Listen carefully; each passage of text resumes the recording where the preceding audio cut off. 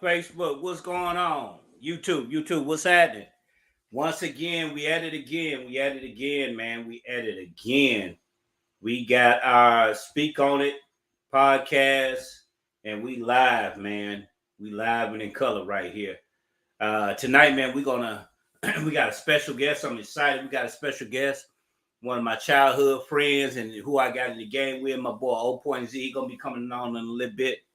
Man, and our subject after that, we're gonna talk about, marriage. Is it worth it nowadays to get married? To the way the world is, and you got a 50% divorce rate. Is it worth getting married today, man? And we're gonna talk about that today, man. In a few minutes, my homie, my friend of mine, O.Z, he gonna be dropping. And we're gonna talk with him in a little bit, man, and we're gonna get this thing cracking. Man, I want to start off with the news, man.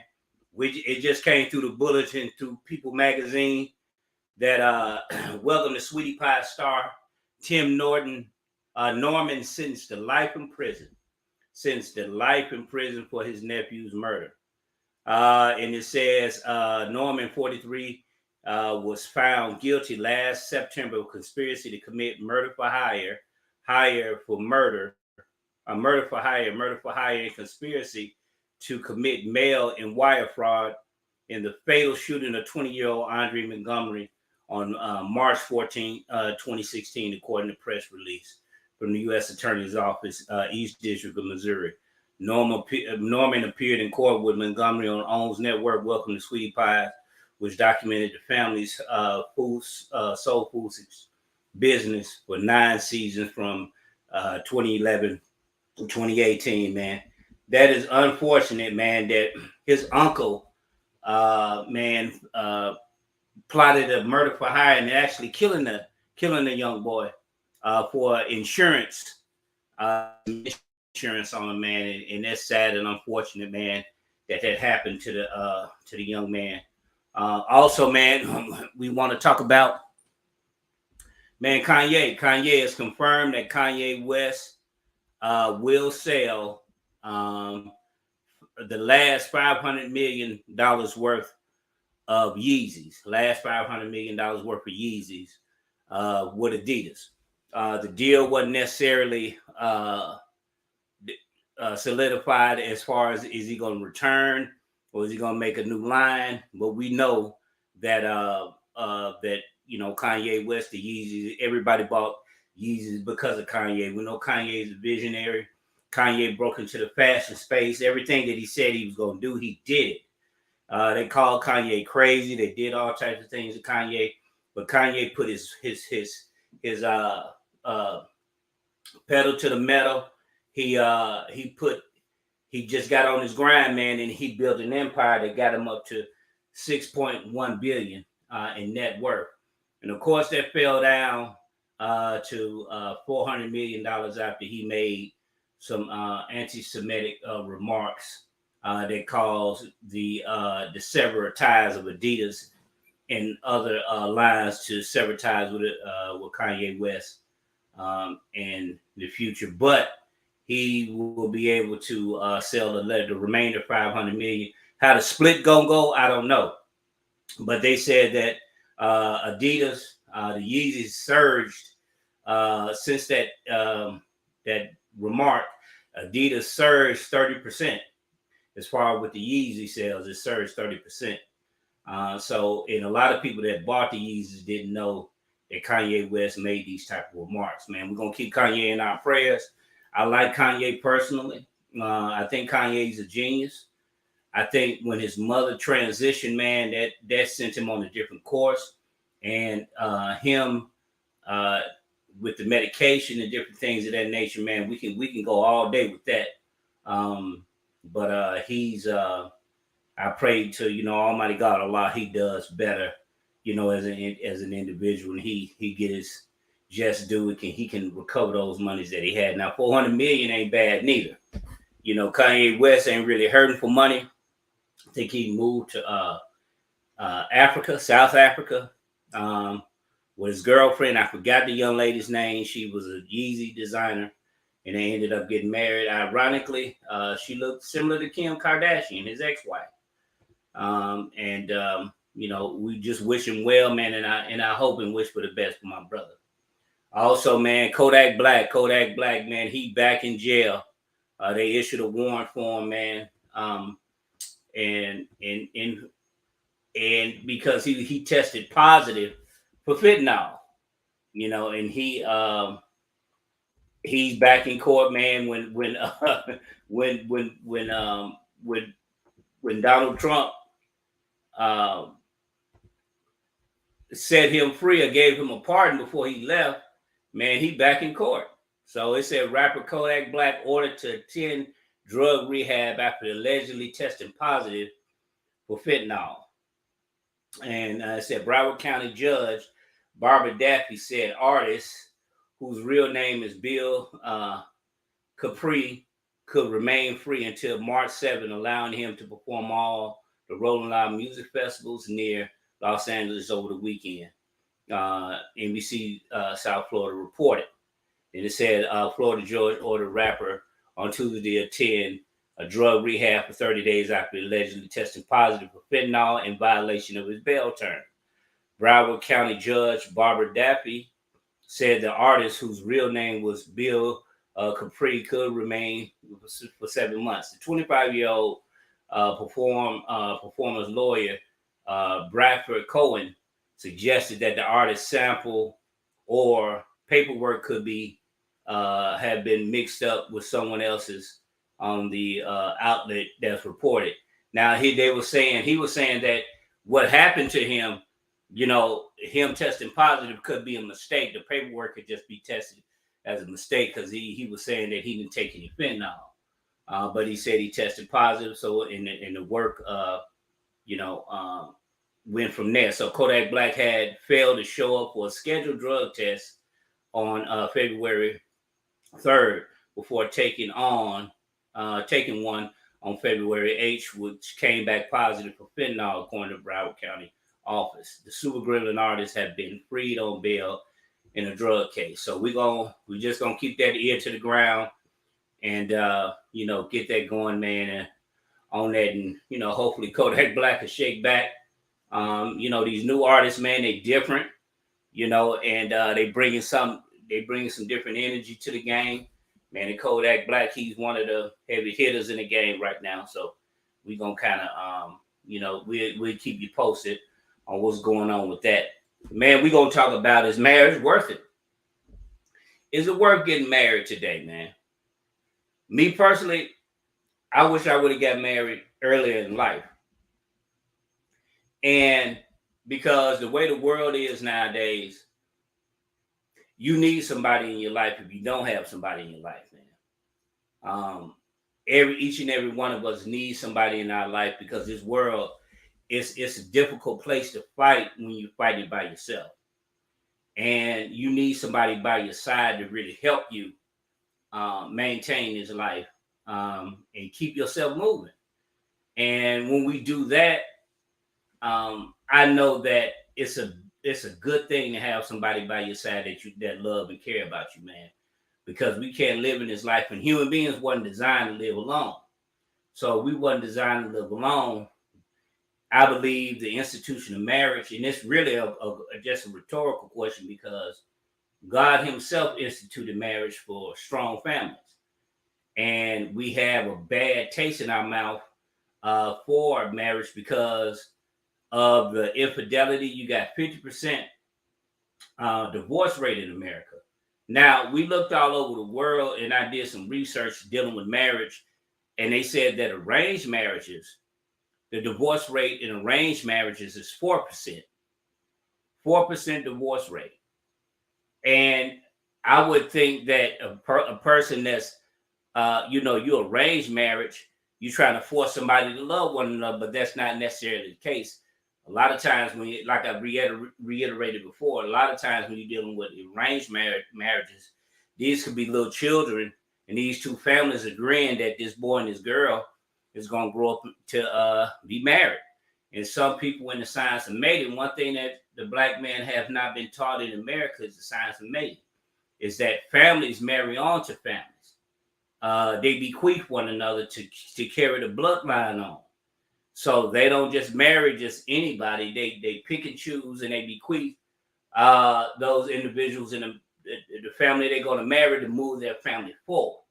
And we see an example to that in England with Prince Charles, and how the family has moved through time in rulership in the monarch. Those are blood ties that you have within the monarch. Now you're dealing with Harry and you're dealing with his wife. That's a whole different situation within itself. But the rulership in England, of course, we know it was white men and women up to this point, and we can see, that tide is kind of changing with the new rulership that's coming in. You got Prince Charles III. His mother, Queen Elizabeth, passed away a couple years ago, so he's assumed the throne. And the next one in line is not Prince Harry, but his brother, Prince William. So it's going to be a newer breed, a newer generation of royals. And in an organization, when you're dealing with the science of an organization and moving the organization forward, you got to have young people in that. You got to have young people in to move the organization forward. Because a lot of times, even in the church, you can see that the church is starting to age. You got a lot of young people starting to come back to church. But when you see a church where a lot of the parishioners or the congregation is older, there's no real life in the church. You have to have young people to come into church to move it forward. And you have to have that in order to sustain that idea. So in relationships and marriage and having someone in your life, you have to reproduce yourself. Now, in some cases, you can't have children, or you didn't have children. You got stepchildren. And with that, you got a good relationship with your stepchildren. You could put your mind in that individual. Move that individual, put your mind in that individual, and that individual carries your idea and move it forward on what my stepdad taught me or my stepmom taught me, the values of that was taught to me by my stepdad and stepmom. So with marriage, man, we're going to look at that tonight. We're going to go into it, man, and we're going to move forward with that, man. So that's what we're doing tonight, man. We're going to have OZ. OZ is one of my partners, man. We've been knowing each other since 1987, 88. And we did music together. We met on the premise of music. We went to school together. We went to Carroll High. We went to Carroll Junior High, Carroll High School. We graduated together, graduated in the same class. Music, man, we learned the process of recording music. We fought in the streets together. We had fun as youngsters together. And I just want to highlight individuals in the 318, not just in Monroe, but all in the surrounding areas. Because we decided, DJ Black and myself decided that we want to highlight these artists to give them and shed light on them.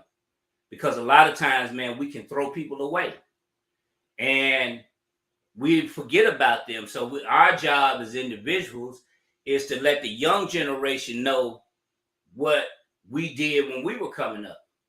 And I think that's a good thing to do, is to have our generation teach the younger generation, because right now the younger generation don't respect us. And the reason why the young generation don't respect their elders is because we haven't really shown them anything. And as individuals, we have to, as our generation, we got to prepare the next generation. And if we fail to do that, man, they'll never have respect for us. And the younger generation, they come into a world of technology. My generation, Generation X, what they call it, social science, man, we were on the cusp of technology. We were on the cusp of, and we saw cell phones come into existence. We remember when computers were $10,000. I remember when I used to sell, used to work at basically Best Buy in Monroe when it was TVs was $7,000. And then the big ones were $15,000. Now you can get a flat screen TV for $200-$300. Baby boy, what's going on? Whoa, what's up? What up with it? What up with it? Hey, ladies and gentlemen, I got my homeboy in here. Man, he's a rap connoisseur. We've been in this game, and we brothers from this is my brother from another mother. Man, we've been knowing each other since what's up, Joe? We've been knowing each other, man, since 87 and 88. Man, and we've been rocking ever since then, man. And I want to just welcome you here, bro. We're doing this to showcase you, man, show you some love. And we're going to show the Legens of 318 and show them some love, man, and let them know, man, we got love for them, man. Even though I'm here in Dallas, man, it was storming, bro. I thought a tornado was going to hit, man. The lights came on. Yeah. Yeah, bro. We thought they had a tornado. I think they had a tornado watch in Central Texas. Okay. So we gonna get right into it, bro. Yes, man, what's up with you, baby boy? Hey, man, I'm all good. I've been feeling a little bit under the weather, but it's all good, though. Yeah. That's what's up. Weather changed so quick in Louisiana, man. Yeah, man. How the weather out there, man? It was lovely today, though. You know what I'm saying? Had a little rain early, warmed up, breezes come through, changed quick, Yeah, man. It do, bro. In Texas, bro, it be 4 seasons damn near every day. In the morning time, it can be cold. By 1 o'clock, it's gonna be hot. By 4, it's gonna drop down to 15, and then the next morning it can be 80. So it's crazy out here, man. But I love it out here. You know what I'm saying? Yes, so we're gonna get right to it, because I know you's a busy man. You know what I'm saying? So we're gonna get right to it, man. Yeah. So hold on one second, man. We got Tommaso right here, man. From Bastrop. So I know y'all know each other. I know y'all know each other. Hey, could you hear us, Tommaso? We can't hear you though right now. Yeah. Okay. Just adjust your audio, Maso. Yeah, adjust your audio a little bit. There we go. Yeah. Okay, for sure. All right, yeah, but yeah, so we doing that, man. So we just wanna go to the beginning, man. When I met you, man, we gonna ask this first, man. What's What up? what just got you? What got you started? Just in the game, just got you started rapping. What got you interested in that, man? What got you interested in the game? That's a question for me or my soul. You. Uh, basically, I'm gonna keep it real. Yeah. If I remember, it was like it was about when I was in sixth grade. Right. Back then, it was me and Superior Tony D. Was saying how it happened was I was always listening to Run DMC. Right. And my cousin and stuff, and them, they kept me with new music, you know what I'm saying? 'Cause they was in the army, they always sent me stuff from overseas, sent me Mm-hmm. jewelry and all that. Right. My cousin Terry, you know what I'm saying, may Yeah, he rest in Terry. Yeah. peace. Yeah, he Oh man, always he kept me. transitioned. When did he transition, bro? Man, bro, it's a long story on that. Okay. All right. All Uh, right. That's a yeah, whole nother. We'll chop it up on that. But go yeah. ahead. He kept me into it. Some y'all type of music from New York that we ain't held down here in Louisiana. When he come back home to visit, he bring all different type of cassette tapes back. So I had a lot of music beforehand. And so Run DMC really, it go way back to Grandmaster Flash Furious 5 and all that, but Run Right. DMC came kind of different. Man, they came So different, bro. and I remember coming from fifth grade, into that summer. Me and Tony D started dibbling down with rapping and stuff, you know what I'm saying? And I always play Run DMC and we'll rap off Rock's Box, you know what I'm saying? The last end of Rock's Box. Right. Right. Right. Of the Right. King of Rock. And Right. so we started like that, man, and doing just freestyles off where we always wrote our own stuff, and the teachers was amazed. These little Right. kids Right. doing this, and rap was like taboo then, you know what I'm saying? Nobody know Right. nothing Right. about Right. it. Right. Yeah, that's Right. how it really Man, kind of jumped off right there. that's what's up. That's what's up. Now I Yes, know sir. that Chuck was in the group when I met y'all, man. I met y'all at the Boys Club, and we No, had no, no, we had yeah, you forgot about that. You that forgot about talent that show. when the Hey, we boys had it. club, when the boys club. Let me correct you on that one, man. Yeah, we was at We the was at Boys Club. we was at Kid Yeah, Fresh crib. Kid Fresh We was Crib, at Kid but Fresh crib a little bit later yeah, on in the year. Y'all was walking down the street with a keyboard. right. But I saw y'all at you Chuck. Y'all was a Rap Crash crew. You and Yeah, Chuck yeah. did a show at the Boys Club. It was a lip sync, and I was LL Cool J. And I remember seeing y'all, and I Mm, never seen nobody with the turntables. And what's the name had the SV 1200s, Technique 1200s. mm-hmm. Kid Fresh did had the Technique 1200s. Yes, sir. And that's when I saw y'all, peak y'all, and piqued my interest. And then I seen y'all again walking up the street with the keyboard. And Yeah, that's yeah, how we yeah, linked up. yeah. So how did you Okay. meet Chuck? How did you meet Chuck, man? Man, that go way beyond rap. You know what I'm saying? We come up on the same street together. Okay. That go way beyond. He stayed on the other end of our street. I stayed on the other end. I mean, we always knew each other. We really didn't talk too much at first. He, a little bit older, a couple years older as all. But Right. you know, uh, basically, kind of the streets brought us together. You know what I'm saying? Because Right. a lot of that's back in the gap. Thugs out there. You know what I'm saying? This and that. So Right. I was like a kid. You know what I'm saying? Playing with a couple of my partners, how we do out here in the streets, and one of his partners, I ain't gonna say the name, used to Yeah. always mess with me. You know what I'm saying? Try to jack my bike and stuff like that. Right. So, Right. Right. Right. Chuck really remember, we know each other from the same street. So he kind of told old boy, man, nah, you know what I'm saying? Don't mess with him, bro. This and that, you know what I'm saying? But old boy, he'll come mess with me every blue moon, blue moon, blue moon, you know what I'm saying? So I had to hold my ground Right. as a little kid. And Right. that's how Right. me and Right. Chuck Right. really Right. got cool. Yeah. For sure, man. So when I came in the picture, so it had to be in the early Uh, '80s that happened, and I came in the picture, and I we just probably knew started. him Yeah. we probably knew each other Yeah. from the 70s. Right. From the 70s. So it's been a minute, man. So that's dope. Yeah, so we kind of laying the foundation. If y'all just tuning in, man, we talking to Old Point Z. We talking to the CEO of Third Felony Records. He was formerly of Eastgate Posse, EGP for life. He's my partner. He's my brother from another mother. Man, we got Duty Rock, my homie from Bastrop. He's one of the legends. We're gonna be interviewing him soon. Dewey, you wanna ask him some questions, man?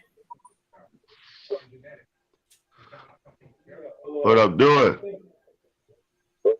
Kind of low, can't hear you that good. I think when did you decide you need to take music serious? Yeah. Can't hear you that good, man. What'd you say, Dewey? When did you decide to take music serious? Take somebody in the city. What'd you say, Dewey? When did he decide to take music serious? Oh, okay. When did you decide to take music serious? Yeah. Basically, it was always serious from the jump. 'Cause like I said, wasn't nobody doing it, you know. Like I say, it's just happened. Me and Tony D, Superior Tony D, we started. Like I say, I think that summer going in the 6th grade or something, but it was serious from the jump. Right. So let me ask this. So how many years y'all were in when I met you? Let's see, we met in what, high school, I think? Was in high school? Junior high school. Yeah. 8th grade, 7th grade. I can't remember that one. Seventh grade. I mean, a little bit after then, you know what I'm saying? Because I started making my own music and a little bit later on in 7th grade, you know. And so you know, right up in there. Yeah. Okay, cool. And we kind of get a foundation, so we want to just get your background. That's why we kind of asking these certain questions. Let the viewers know how you got out. You want to ask another? You want to get another question in, man? Yeah. What's the main advice you can give to some of these new artists coming out? The main advice, what? Right. You can give to some of these new artists coming out. Man, you know, just be honest with everybody, man. Done this for so long, man. And now that I'm grown and got wiser, if I want to do anything, I'm just gonna do it. I mean, you know, I know how the game go. It takes money to do anything, basically. So I'll give you some real trill issue here. If I had a chance to do a few things over, what I would do when I went to Georgia, you know, stayed out there, went out there and visited Georgia, Atlanta a couple times, and I heard the music out there, especially when we was doing it. And I was thinking like, man, I'm in the A, you know, I'm in the A. Yeah. But I was listening to the radio, there's some cats out there were stronger than we were, you know? Right. So then it kind of dawned on me, man, you know, I just take my money, I'll call any radio station that I want to drop in, but I know pretty soon I'm gonna have to have a product out there. So I'm gonna call the radio station, the hottest one, I'm asking how much for a commercial. Well, they're gonna say, well, you can get a 30-minute commercial, da. Well, my song that I'm put on the commercial is 3 minutes and 45 seconds. I want 3 minutes and 45 seconds. How much does that cost? Then they're gonna tell me, so I got to get the loop up for how many times I want my issue played. And I'm gonna stuff it in the public ear. You know what I'm saying? Right. Because you know, everybody heard a song that they don't like, and radio play it. Then next thing you know, you like it. You know?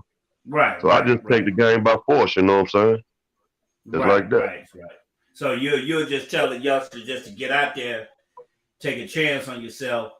Take a chance on yourself, man. If you ain't putting no money behind yourself, you ain't serious. You know what I'm saying? This game take a lot of money, a lot of knowledge. You know, there's a lot of cats out there want to mislead you the wrong way, man. But do some studying, invest in yourself all the time. You know what I'm saying? Research, that's the key. You know. Right. Man, that's dope. You know, me, you, and Dewey, we came up in a time where we had to go to a studio and make songs. We had to count the minutes, the hours, and go in the JY studio in West Monroe. Dewey, I don't know if you went to JY in West Monroe, but we used to go to JY to go record, so we had to hurry up. And you remember we used to have to rehearse at your house, Z. before we went Yeah. to J&Y Yeah. recording studio to make the most out of it. But now Yeah. the technology, man, they got it. You can record a whole album on your phone now. They got the Yeah. technology. They got Cubase on your phone. Hey, So man, so much how has do you changed. feel? How do you feel about the new technology and what's going on with the recording process and how it is, man? How do you feel about that? Do it take away the you know that old fried chicken sound that we had on the record? Do it take away any of the energy out of the record now? The way they can distribute records now. Well, How you not feel really, about it? because I don't think the new technology doing that. It depends on the person, you know. But the Right. technology has made it so easier now that you ain't got to Okay. put too much effort forward, you know. Right. You know what I'm saying? So, you know, back in the day, we had to grind, you know what I'm saying? We had to get Hell on it, yeah. you know. Hell yeah, we had to grind. You know Hell what I'm yeah, we saying? had to grind. Yeah, we had to Yes, sir. grind, bro. Remember, Yes, sir. you remember that book, Chicken Man used to get us, the business of music or something like Jay used to come up. We used to go with Jay out. Jay on here, Jay Carter on here. Shout out to Jay Carter. We used to go and read that book and get all the sources.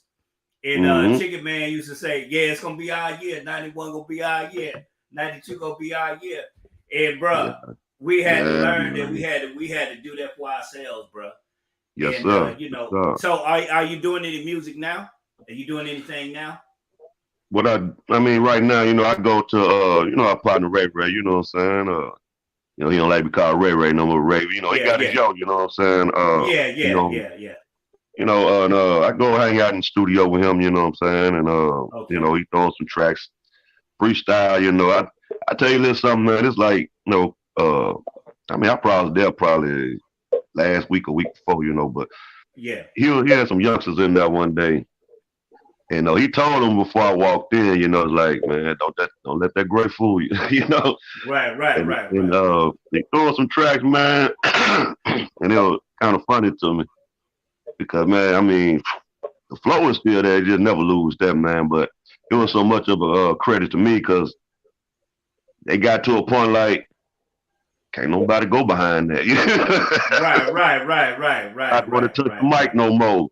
You know, bro was sitting on the edge of the pool table just shaking, you know, like I'm in here with greatness, you know what I'm saying? But I appreciate that, you know. Yeah, so man, it's still on, you know. It's still on. Dewey, you wanna add something? You wanna ask a question, man? You wanna add something? See, could he hear me? Dewey, you there? I think that froze audio. up. Yeah, I think you froze up. His you know that reception in your stuff. You know, yeah, the audio. it's But all anyway, good. but yeah, man. So we gonna fast forward up, man, to us doing the shows. Yes, sir. And man, do you see any youngsters, man, just in the city doing it like we did? Do you think that art of rehearsing, you think that have that left the new artists that they don't even rehearse anymore? You remember all the time that we put in, putting records together, recording, putting the process together.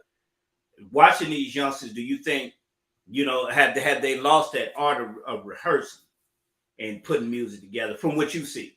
I kind of think so, not to take away from the youngsters, but you know, back in the day, we wrote everything, you know what I'm saying? Yeah. Then we went over our stuff, you know, and then when I started recording youngsters, you know what I'm saying? I mean, like, you ain't finna record if you're gonna mess up, you know what I'm saying?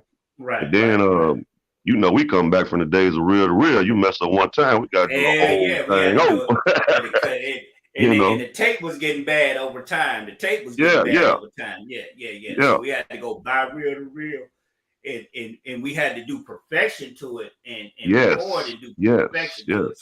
So yes. we know that the art of the game, and it's like these youngsters, man, they don't want to listen a lot of time. You know, and True. we respected the game with those that wrote their music. But now you got a lot of what's being revealed in the game now is a lot of ghostwriting. So True. how do you feel about that respect to ghost? And they saying the ghostwriting is for the sake of getting a hit. So it's bigger than us writing a record. It's about getting a hit. How do you feel about them in that aspect of ghostwriting?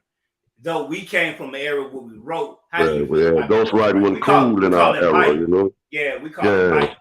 Yeah, but you know, I know now, you know what I'm saying. It's more, so much more business nowadays. You know what I'm saying. So, right, you know, ghostwriting because you know, some people might got the look, but they don't got the sound, right. or you know what I'm saying, have the ability to put the words together, like you know what I'm saying, the studio or whatever want them. So that's when they get a ghostwriter, you know. And Right, when they right. do that, you know, it to me it really kind of takes away. Excuse me, y'all. I'm trying to get something out the car right quick. I Yeah, know now the handle your business. lightning Handle stuff your, is do your thing. saying. Nah, do your thing. But It's real. It's real. you know what I'm saying, it kind of takes away from a lot of stuff, you know. And Right, right. cause you know, we back in the day, you know what I mean, coming up, everybody know that, man. I mean, it was Yeah. competition, man. You know, it was Yeah, competition, bro. Yeah, you bro. know. Yeah, So bro. we had to Yeah, do it bro. like that, you know. Yeah, bro. And We did that. We did that, good bro. stuff. It was a lot going on. Man, I remember when Beeb used to take us do them shows. He used to take us to Bastrop. He took us to Bastrop one time. He took us to Farmable. He took us to a few Yeah. places. Yeah, do it. Oh You man. wanna do it, you wanna add something on to it, man? You wanna actually get another question in? Yeah, you do. Okay. What was the best project? What's that? What'd you say, do it? Oh, the best project that you made. The best project. Yeah. I'm gonna tell you this here. Man, it's been a lot. I'm finna go ahead. I'm trying to get something out for you. I want y'all to see a little bit in a minute. But the best project, I know y'all got to excuse the light. Exclusive.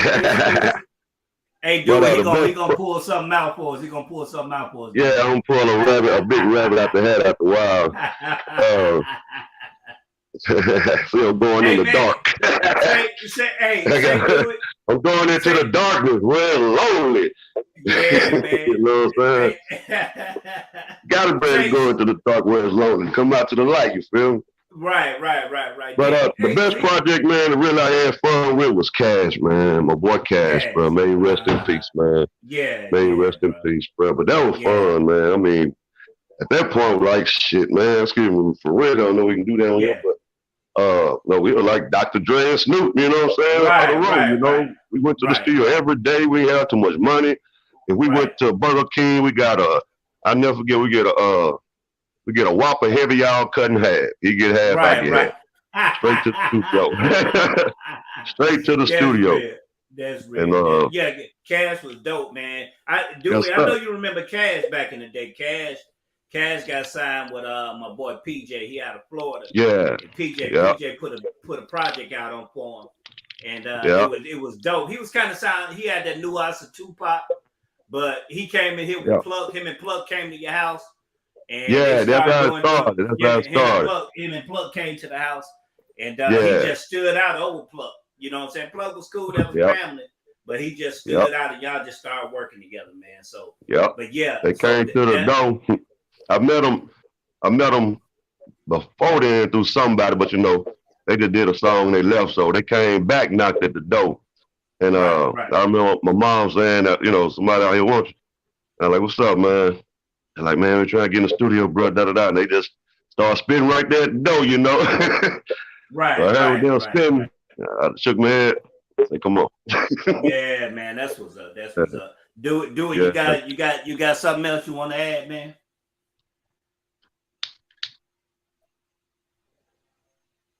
Do you still have any of your old EPs? He said you still got any of your old EPs? Do I still got any of my old ones? Yeah, you still got it. Yeah, I got it. Hell yeah, you do. Yeah, I got a few. I got a few. You know what I'm saying? A lot of music. You know, well, y'all know the story about that. Probably a whole different thing. But like I said, I'm gonna pull a rabbit out the hat. You know what I'm saying? Right. Get up here where the light at. You know what I'm saying? But yeah, I still got stuff. I got some stuff in the car right now that I listen to. You know? Oh, okay. What year you recorded that? Mostly, I mean, it ain't too early in the game. It's like 2000 music, early 2000, and you know, stuff like that.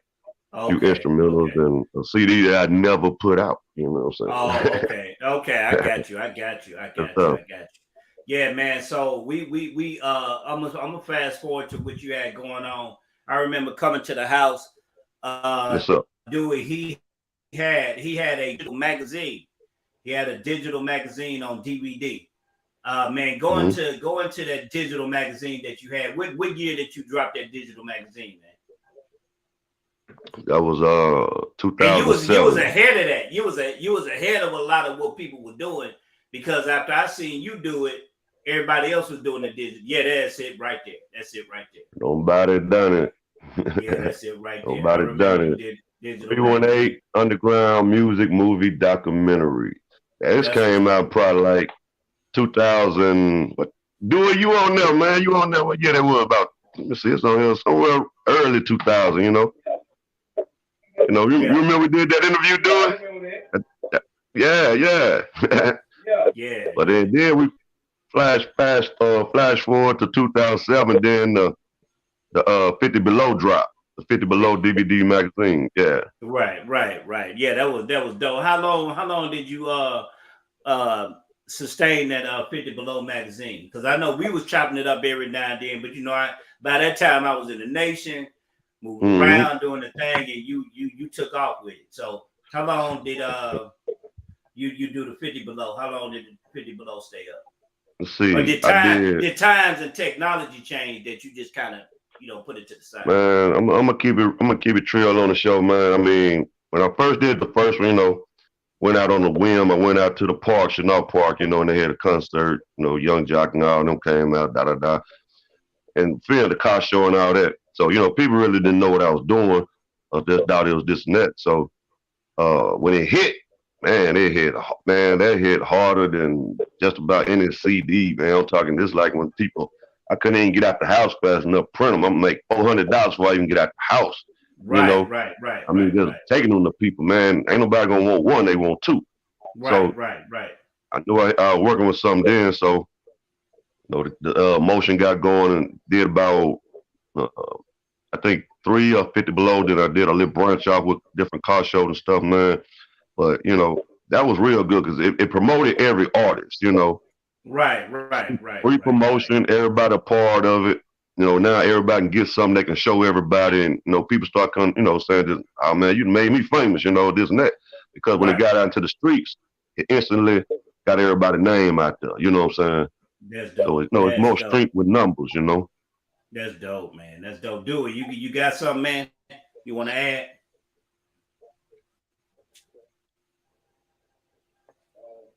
how well did you adapt to this new age way of making music on computer?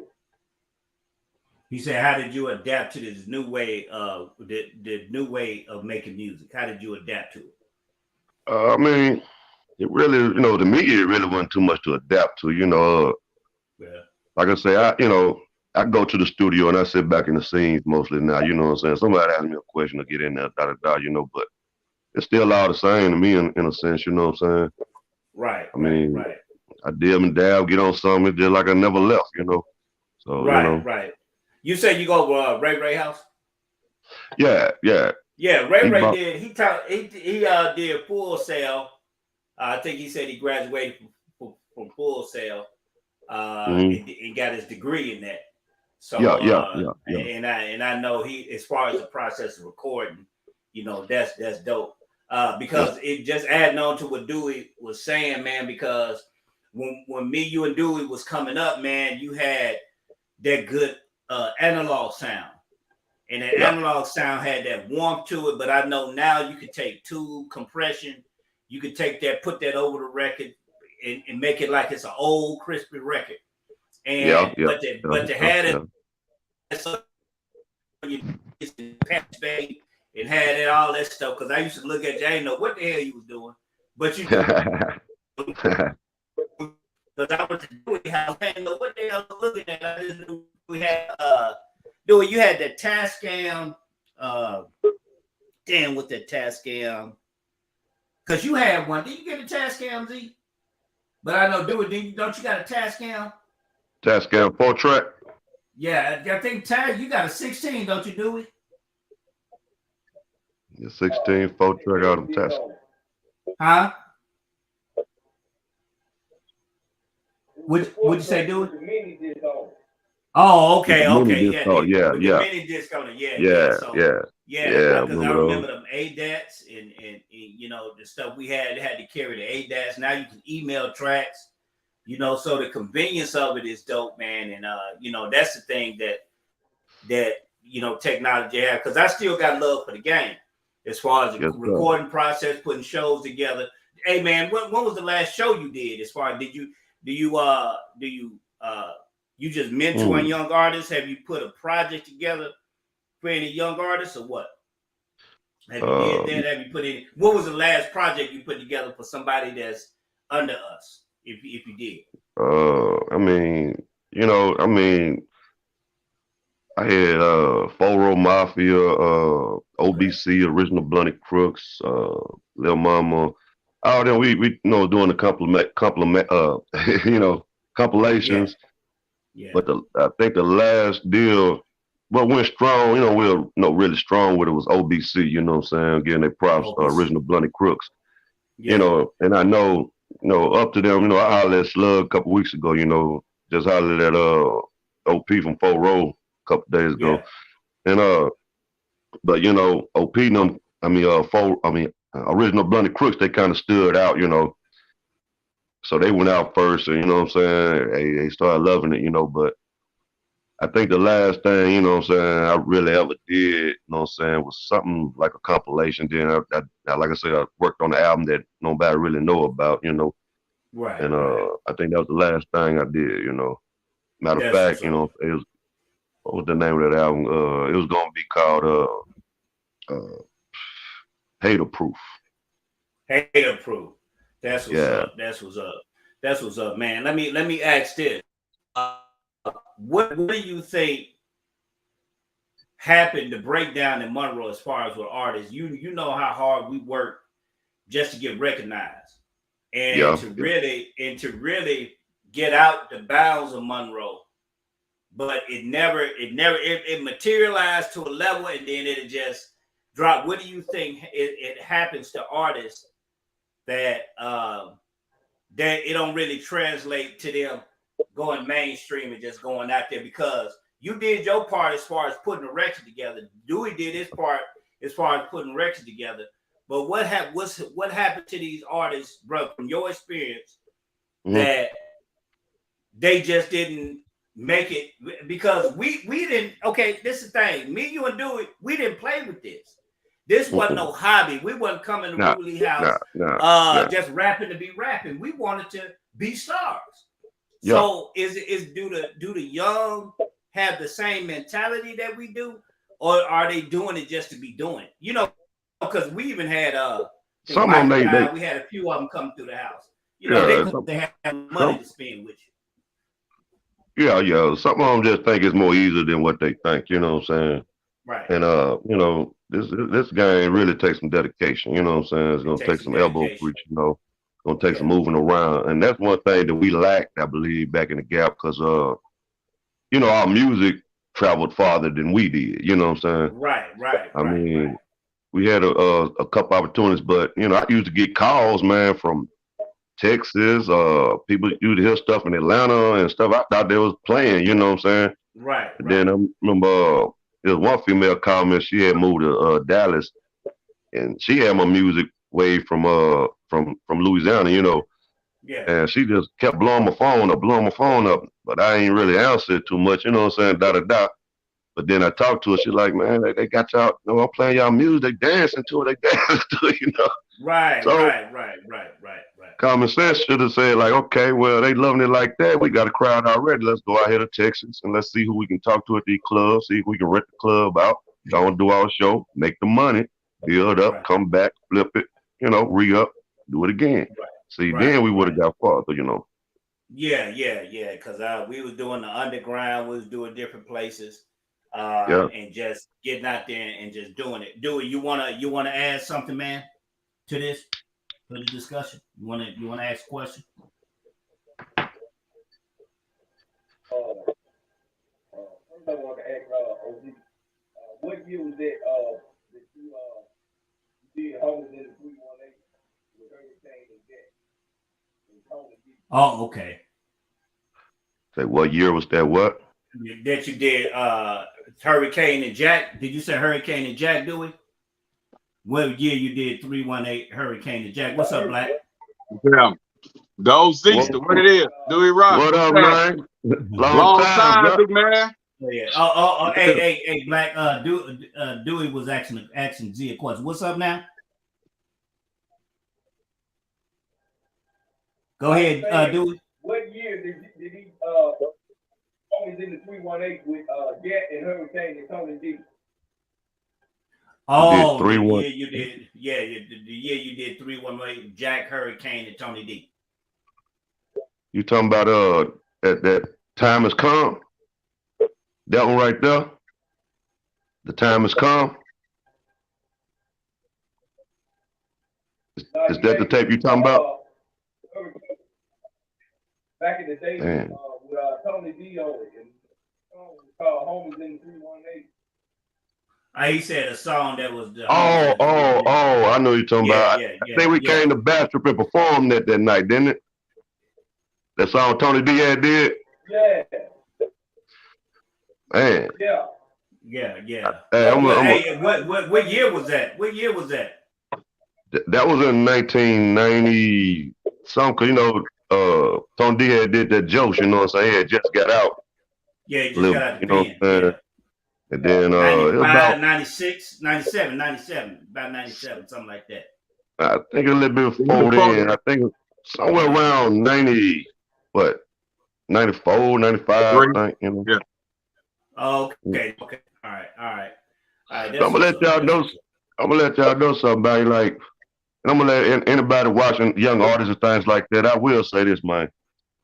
Stay positive, man. Stay positive. Do your thing, cause don't think it just we now just went major. I'm gonna tell you, like, Scarface and Rap A Lot Records. You know what I'm saying? I drove him right in my Eddie Bauer SUV back in the day. He rode right there in the passenger seat, and so I gave him a few CDs, you know what I'm saying, my number on the back. And so, it was like a whole little thing, he had a code to knock at the door, all this and that. Then when Face was in there with the road manager, when Face came and he knocked at the door, he had a whole bunch of people around him. So boy said, there go the boss right there. So I'm looking, I'm like, da-da-da.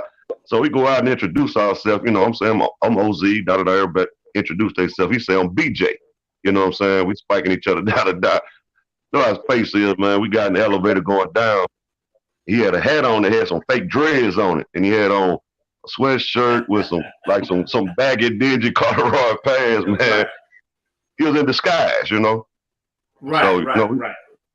Hopped in the car, you know what I'm saying? And basically it was just a off night for me, basically, blah, blah, blah. But I was going to put him on the 50 below. But I didn't get a chance to because things were moving so fast. But, went over there, you know what I'm saying? Took him to the club. He wanted to check it out, you know what I'm saying? And I went to the upstairs of the club, and Scarface walking around on the dance floor. I'm looking down on him. I'm like, man, don't even nobody know this face. Right. It goes down like that, man. Yeah, but then I think it was the next morning, something like that, man. It was early because I think I was going to work at that time. I had to be working for 7 o'clock at that time, Got a phone call, ring, but I couldn't get to the phone. Couldn't pick up the phone for some reason, you know what I'm saying? I was at, going through the red lights and all that there, so I was stopped at the store. I called the number back. It was the same hotel that I called. That I picked Scarface up. I didn't know the room number, nothing, forgot all that, so it could have happened just like that, you know what I'm saying? Right. Just that quick. That's how it happens, you know what I'm saying? Yeah, missed opportunity. Missed opportunity, you know what I'm saying? That's what's up. And he was the president. He was the president of Def Jam South at the time, so I already knew. Right. What it was. Yeah. I plugged Jay and BO with that Def Jam South back then. Yeah. Okay. Yeah, man. But it'll happen, man. It'll happen. You just gotta keep your ears and eyes open, Hey Z, yeah. I remember you had the song, and like I said, I seen you at the Underground performing for the first time when I met Jay Nell. You had your whole clique up there, and y'all was doing y'all thing. Mm-hmm. And I think you did, you know, you were one of the first ones too, I believe, that was sampling. I was one of the first, if not the first in Bastrop to start sampling, but you have replayed, I think, Freaky Behavior. I don't know if it was Barcades or something. You had a rap going over that, man. Yeah. I Man, look, remember that. to I this remember day, that. that track stay in my head, man. That was a timeless Man, track. And if man. you were to come back out like now with that same sound you had back then, I think a lot of artists like you were ahead of your time. Yeah. And the music that you made, I bet you could sit and go through your library, and a lot of the music you made in the 90s still would be relevant today because a lot of that music sounds like what we were making back then. But the lyrics you had on that track, it sounds like lyrics that's out today. And I mean, you rocked it, man. I think you was in my driveway, and I made you play that song like 3 or 4 times, man. I was like, because I couldn't believe that an artist in Monroe, Louisiana, had the sound that you had. Because I originally from the West Coast, but I was hooked on East Coast. So when I heard that sound you had, it was different from a lot of the other stuff that I heard, you know, out of Monroe. So it was like, yeah. I'm gonna take yeah, Z, that was that rack mount sampler you had. Remember that sampler you had? Yep. Rack mount Rack mount sampler. I don't know if it was an ASR 10, but it was that rack mount sampler because I did a record over there at that time. And I came over there and there was that rack mount sampler. What Black talking about? A lot of that stuff I remember that. That's cold, man. Yeah, that rack. Man, but you'll be surprised, bro. It's crazy, man, because I mean, it's like, man, every week or something, bro, somebody asks to do some music, man. I'll just roll up playing some of my old stuff, and I know people don't know it. Hey, man, they just out there dancing, what? You know? So I feel what you're saying, Black. I feel what you're saying.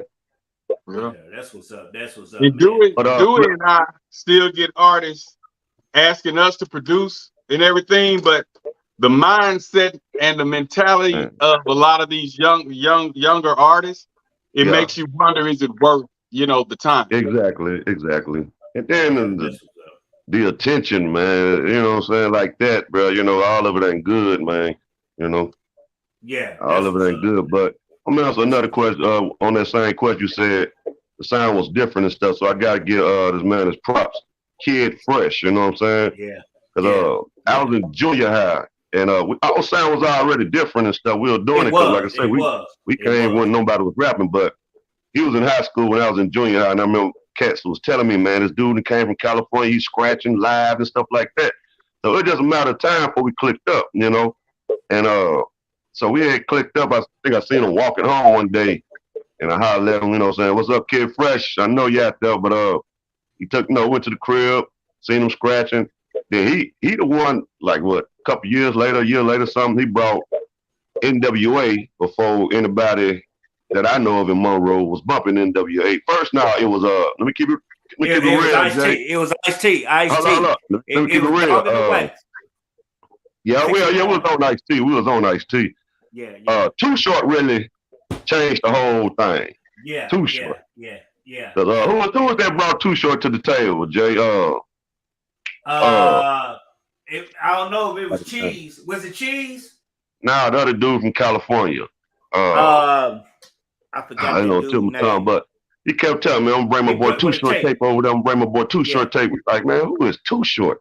Yeah, hell is Too Short? With the freaky tail. Yeah, he brought the freaky tails, and it was a rap. In Oakland, when I was in Oakland, Too Short was known as Playboy Short, and I used to be over to. Yeah, I remember that night. Yeah. I used to be over to his DJ crib, which was Ann Banks at the time, and me and Banks used to be going back and forth on the 1200s, doing our. So Too Short. He was down to earth, and like I say, it was Playboy Short. He had a black album cover with the Playboy bunny on it, and I remember that. Yeah, yes, sir. He was the homie. I just gotta connect with him again, but he the homie, and once we connect, he'll know who I am. But I just gotta connect with that brother. That's what's up. Hey Z, where did the name Rap Crash Crew came from? Because we know, and now let me say this. We know Eastgate Posse, we're gonna struggle with me and you coming up with the name. We're gonna struggle with that. We gonna say, I know, did we come up with me and you come up with the name, or did all of us agree that Eastgate Posse? Or how did we do that? Was it us? I really don't remember, so I'm gonna get that one to you, Okay. Jay. I really don't remember. Yeah, but you know, appreciate the setup. But it's that right, you know what I'm saying? It's that right, you know. Yeah, but I thought y'all kicked him out the group. Nah, they Who didn't that? kick me out of the group. Okay, my bad. Man, that was bad. My bad. But how did the name Rap Crash Crew come up? That was somewhere, man. It was dope. It was dope, and it was different. No, I'm gonna tell you. You know what I'm saying? Jay, I'm gonna tell you, Rap Crash Crew, and then I'm gonna tell you how Eastgate Posse came. I'm gonna tell you how yeah, I used to cut it up with him. Ant Banks. My Suge said Ant Banks. Suge was saying Ant Banks. Yeah. What up, Suge? Yeah. Oh, Suge. What's up? Yeah. Yeah, it was Rap Crash Crew was I think ninth grade or something like that. During the talent show. We were finna go ahead and do a talent show. Right. So we ain't really have no group name. And I remember the teacher had asked me, what's y'all group name or something like that. It kind of happened twice like that. So we just did Rap Crash Crew, but that ain't last long. And matter of fact, I'm gonna tell y'all a little secret about that name. Yeah. Y'all probably don't know. The actress Monique. The actress Monique. Yeah. BT, all that there, fell out with Steve Harvey, Oprah Winfrey. Now, old boy, Perry, he went to Carroll High School with us, you know what I'm saying? He want to introduce stuff. Somebody got that on tape. And he like, the Rap Crash Crew, they finna crash through to you. I'll never forget it. He went out there and blew up, and some of my people still chill with him. He still remembers, you know what I'm saying? He out there in Atlanta doing good, Right. And then Eastgate Posse, I'm about to erase that, Jay. You might came with it because I remember teaching out there again. Then Eastgate Posse, it was me and Tiger beatboxing, and it was somebody else rapping. Big Tiger beatboxing. It was somebody else rapping. Then they introduced us Eastgate Posse at the talent show. That was the first hit. Right. That's what's up, man. Yeah. That's what's up. Hey, Dewey, you want to add something, Dewey? No. Got the chance to see OZ, my boy. Say what now? My phone messing up. I say, but I'm okay. Yeah. Hey, reboot your phone and come back on. Yeah, reboot your phone and come back on. You're good. You good? Cause we hearing you. You getting it in there.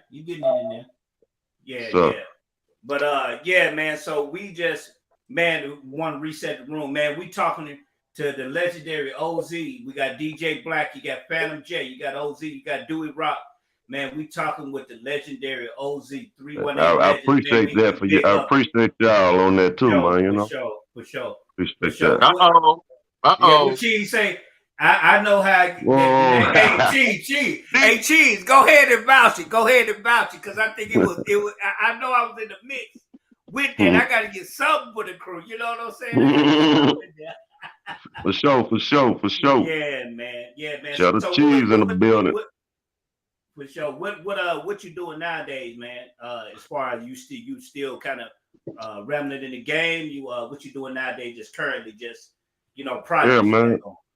I'm still, like I said, I was in the studio a couple last weekend, I believe that was, just listen to some tracks, and sometimes we get on the mic freestyle, you know what I'm saying? My boy, I know he got a little underground stuff that I know he be recording it, you know what I'm saying? Right, I know he be recording it. He got something up his sleeve, you know what I'm saying? But right about now, it's like, I dib and dab, I got an online business, trendsetters.net. That's TRENDSETTERZ.net. You know what I'm saying? Hey, put it on my wall too. Put it on my wall too. Your website address. You put it on the wall too when you get. Yeah, you know what I'm saying. But it's something, you know what I'm saying. I started, getting into more of the computer stuff, even when I was coming out the studio. You know what I'm saying. And just basically selling stuff Amazon and stuff like that, you know. So that's what I'm on now, you know what I'm saying? I tell anybody, man, y'all look into it, man.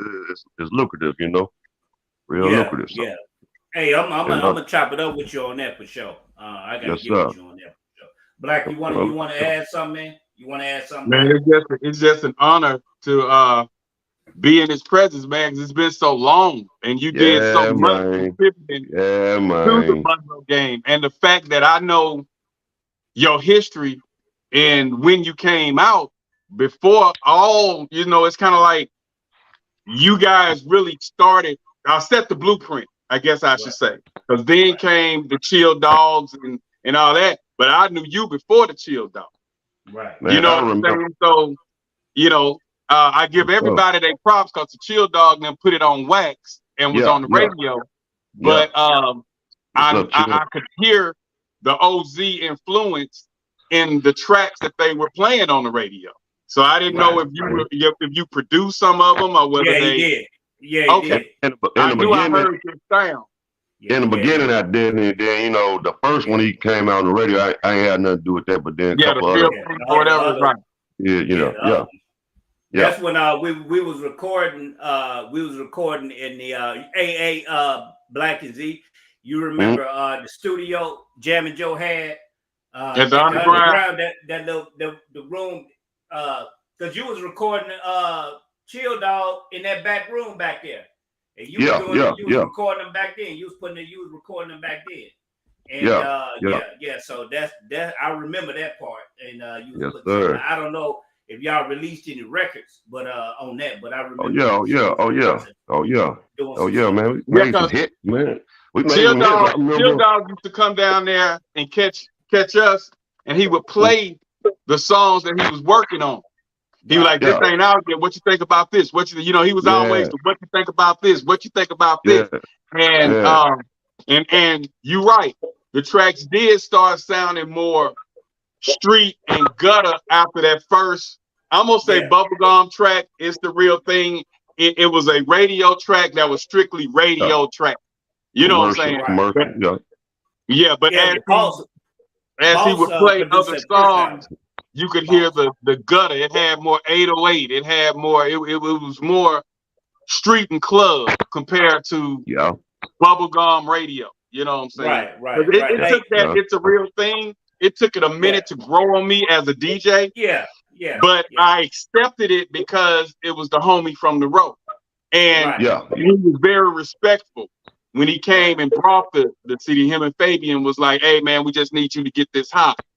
You know what I'm saying? yeah, Then they applied you a yeah. few dollars, man. Hey, I need you to play this next. And I'm like, next, yeah, man. Hey. And they was dropping $200-$300 bills like it wasn't nothing. So I was like, hell, I want to play uh Red Man, but shit, I gotta put on this real thing. I want to play Get It Ready, Yes, Get It sir. Ready, Get It Ready, Ready. right, But hell, I gotta right, play Chill Down. And right, so then I'm thinking that's how it got so hot on the radio, that payola, because they wasn't missing with them dollars back then. they Yes, wasn't sir. missing, man. And we used to do them shows at the skating rink. I think he did it Oh real. man. Boss was the one that produced. Boss was the one that produced Chill's first album, and Yeah, then boss from we went off. Texas, Yeah, OG from style, Texas. Yeah, Boss from Texas, OG and style. Remember that group? Yeah, I think Mean Green. We was kind of dealing with Mean Green was damn near the gateway. yeah, There was what that radio station that's across the street from the skating rink. He used to work over there, and yeah, you used to deal with Mean Green a lot. I forgot K 104 or something like that, but I know Mean Green yeah. had some Back plugs in the to gap, Houston. man. That was back in the gap. That was way back in the gap. But Yes, yeah, sir. man. Yeah. So we man, we just appreciate you, bro. We appreciate everything, man, you've done for the game. You know, I got love for you, man. We've been homies before the game. The game tied us together, but we've been brothers, and this whole thing tied us together. Hold on, let me see what Mm-hmm. she said. Oh, sorry about that, Black. And The days of I'm, leaving. Okay, it said yes, the sir. days us leaving OZ House, termite OZ House or Mad Dog House, walking to the Dollar movie every Friday and Saturday. OZ, Chuck, Jane J, Mad Dog, Termite, Tony D, Cheese, and Kid Fresh. We were tight like the Warriors, and we didn't come up. And we didn't come up with a name. The Booger T start calling us Eastgate Posse. That's what that was. So Booger T did that, Slam J? Because I thought you was in the mix with that. I had to try to put that lie out there, and Cheese caught me. That's how I used to wear that dollar around my neck, $1.10. That's how much it cost to get in the movies. Oh yeah. Eastgate movie. That was dope back then. Hey, well, I'm gonna show y'all something. I told y'all I went in the box for a minute, right? I went into the dark, right? Well, I'm finna blow your mind, Jay. I'm finna blow your mind. Okay. See if you can see that. Okay, let's see. You know what that is?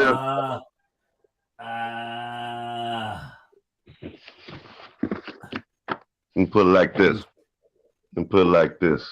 Man, the reels. Black, you know what that is, don't you, Black? Oh yeah. I got one of those. I still got one. Those are reels. Actually, I have two of them. Them things worth some money now. Yeah, man. You got records on them? You got records on them? This is the beginning. Oh, come on now. This is the beginning. Look, we definitely finna hook back up, my nigga. Yeah, bro. Hey, I remember the interview when we did for the BIA at your crib. Yeah. And you and I was known for having them long ass fingernails. I remember you did the camera. You went all the way up to the camera and you showed them long ass nails. Nigga, I remember everything. I got an elephant mind, bro. Hey. Yeah, bro. I'm looking at one that says MCOZ, doggish. Oh man. I see. You know the word got around town how you got down. You got around town how you got down, B-Man. Yeah. Oh man. Players recognize players. Yeah. I see LOD Posse. LOD. Oh boy, back in the day, me and MCG. Yeah, LOD. You got some of that old LOD? Oh, bro. Yeah. Man, it's crazy, man. It's crazy, bro. MC Rhyme.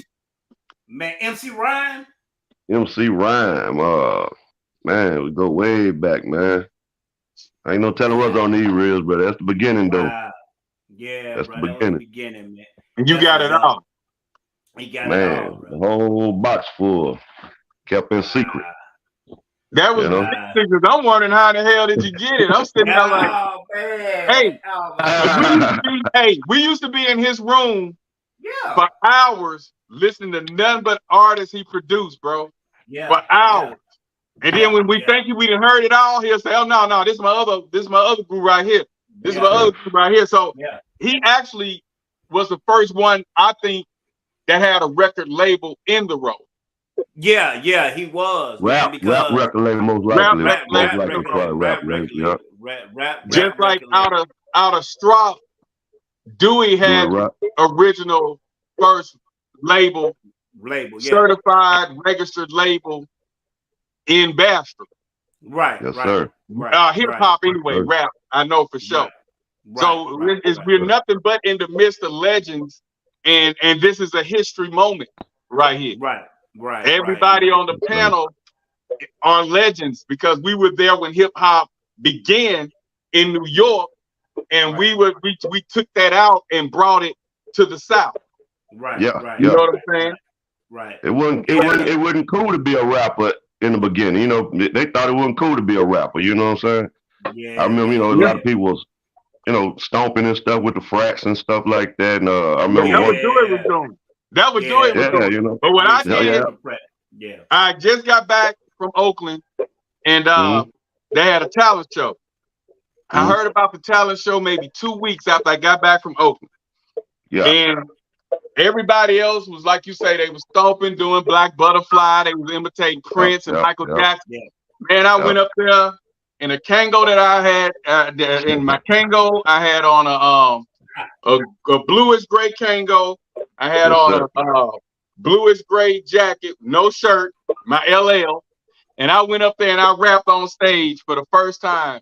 First person ever rapping Bastrop on stage. And I ended up coming in third place because they was like, They never heard it. they never just rap. shocked for somebody to get up there and try to rap. You know what I'm saying? When, that wasn't what they were doing then. And then after that, I started working with other people, getting other people on. But who was cold in the game was Dewey and his Stomp group. When I tell you, them brothers, when you hear Dewey Rocknell was in the building, them bastards to get on the front row. They sat on the front row with their canes, man. Front row with the canes. And everybody, and all of the girls and ladies, all of them just checking them out. Because there was so many of them on that front row. Then, like you say, when you said that Stomp shit, you took it all the way back because Dewey and them had that shit on lock. I ain't never told them that. But when we used to hear Dewey and them was in there, we used to be, oh shit. We was gonna get up there and show out, but we knew Dewey and them was gonna do their thing because they stomp and they dance. So it was like they wasn't just they wasn't just doing that. Them bastards was sliding and shaking and slide this way and shake their ass. I'm like, these bastards, them bastards was cold. Yeah, bro. Yes, sir. And I'm gonna say this is that even when we did shows at Carroll and them different places, man, they had to go and split up Carroll at first. They just had a first, second, third place just for any of the talent. So after they did that, they went first, second, third place in rap, first, second, third place in singing, first, second, third place. Man, and the talent shows used to last 3-4 hours. We used to get out there bad boy by 10, 11 o'clock. And it wasn't no parking space. It wasn't no parking space. It wasn't no parking space. It was standing room only in them joints. Standing room only. You got people standing on that side of the wall. Bigger than the concert, man. Yeah, it was bigger than concert. No fight, but you know, one or two people may argue, but and one or two people may try to branch up, but it was broke up just like that. It wasn't nobody got killed. They was throwing them knuckles and they lost that night. That was it. It wasn't no gunplay, and if it was gunplay back then, that'd be that little joker shooting in the air with his eyes closed.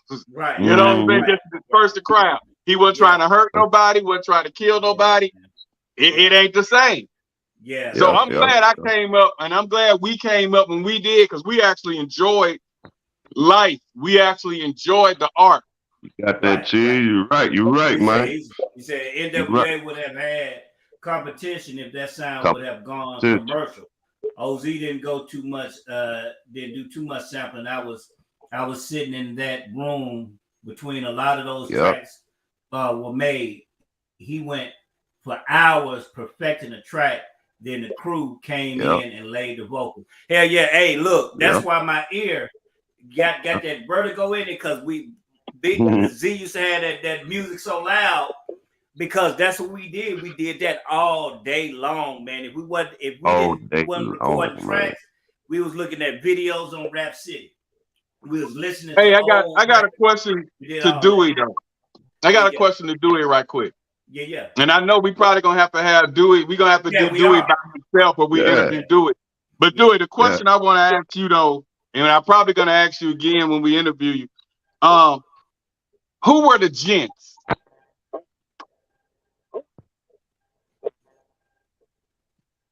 The gents. The leaders was me. The leaders was the gents really was a spin off of our dance group.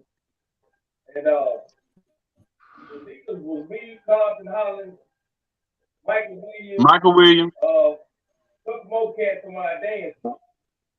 Wow. Yeah. But okay. So it was a dance group. That's why y'all were dancing while you were stomping. Yeah. Okay. That's because I didn't know. Because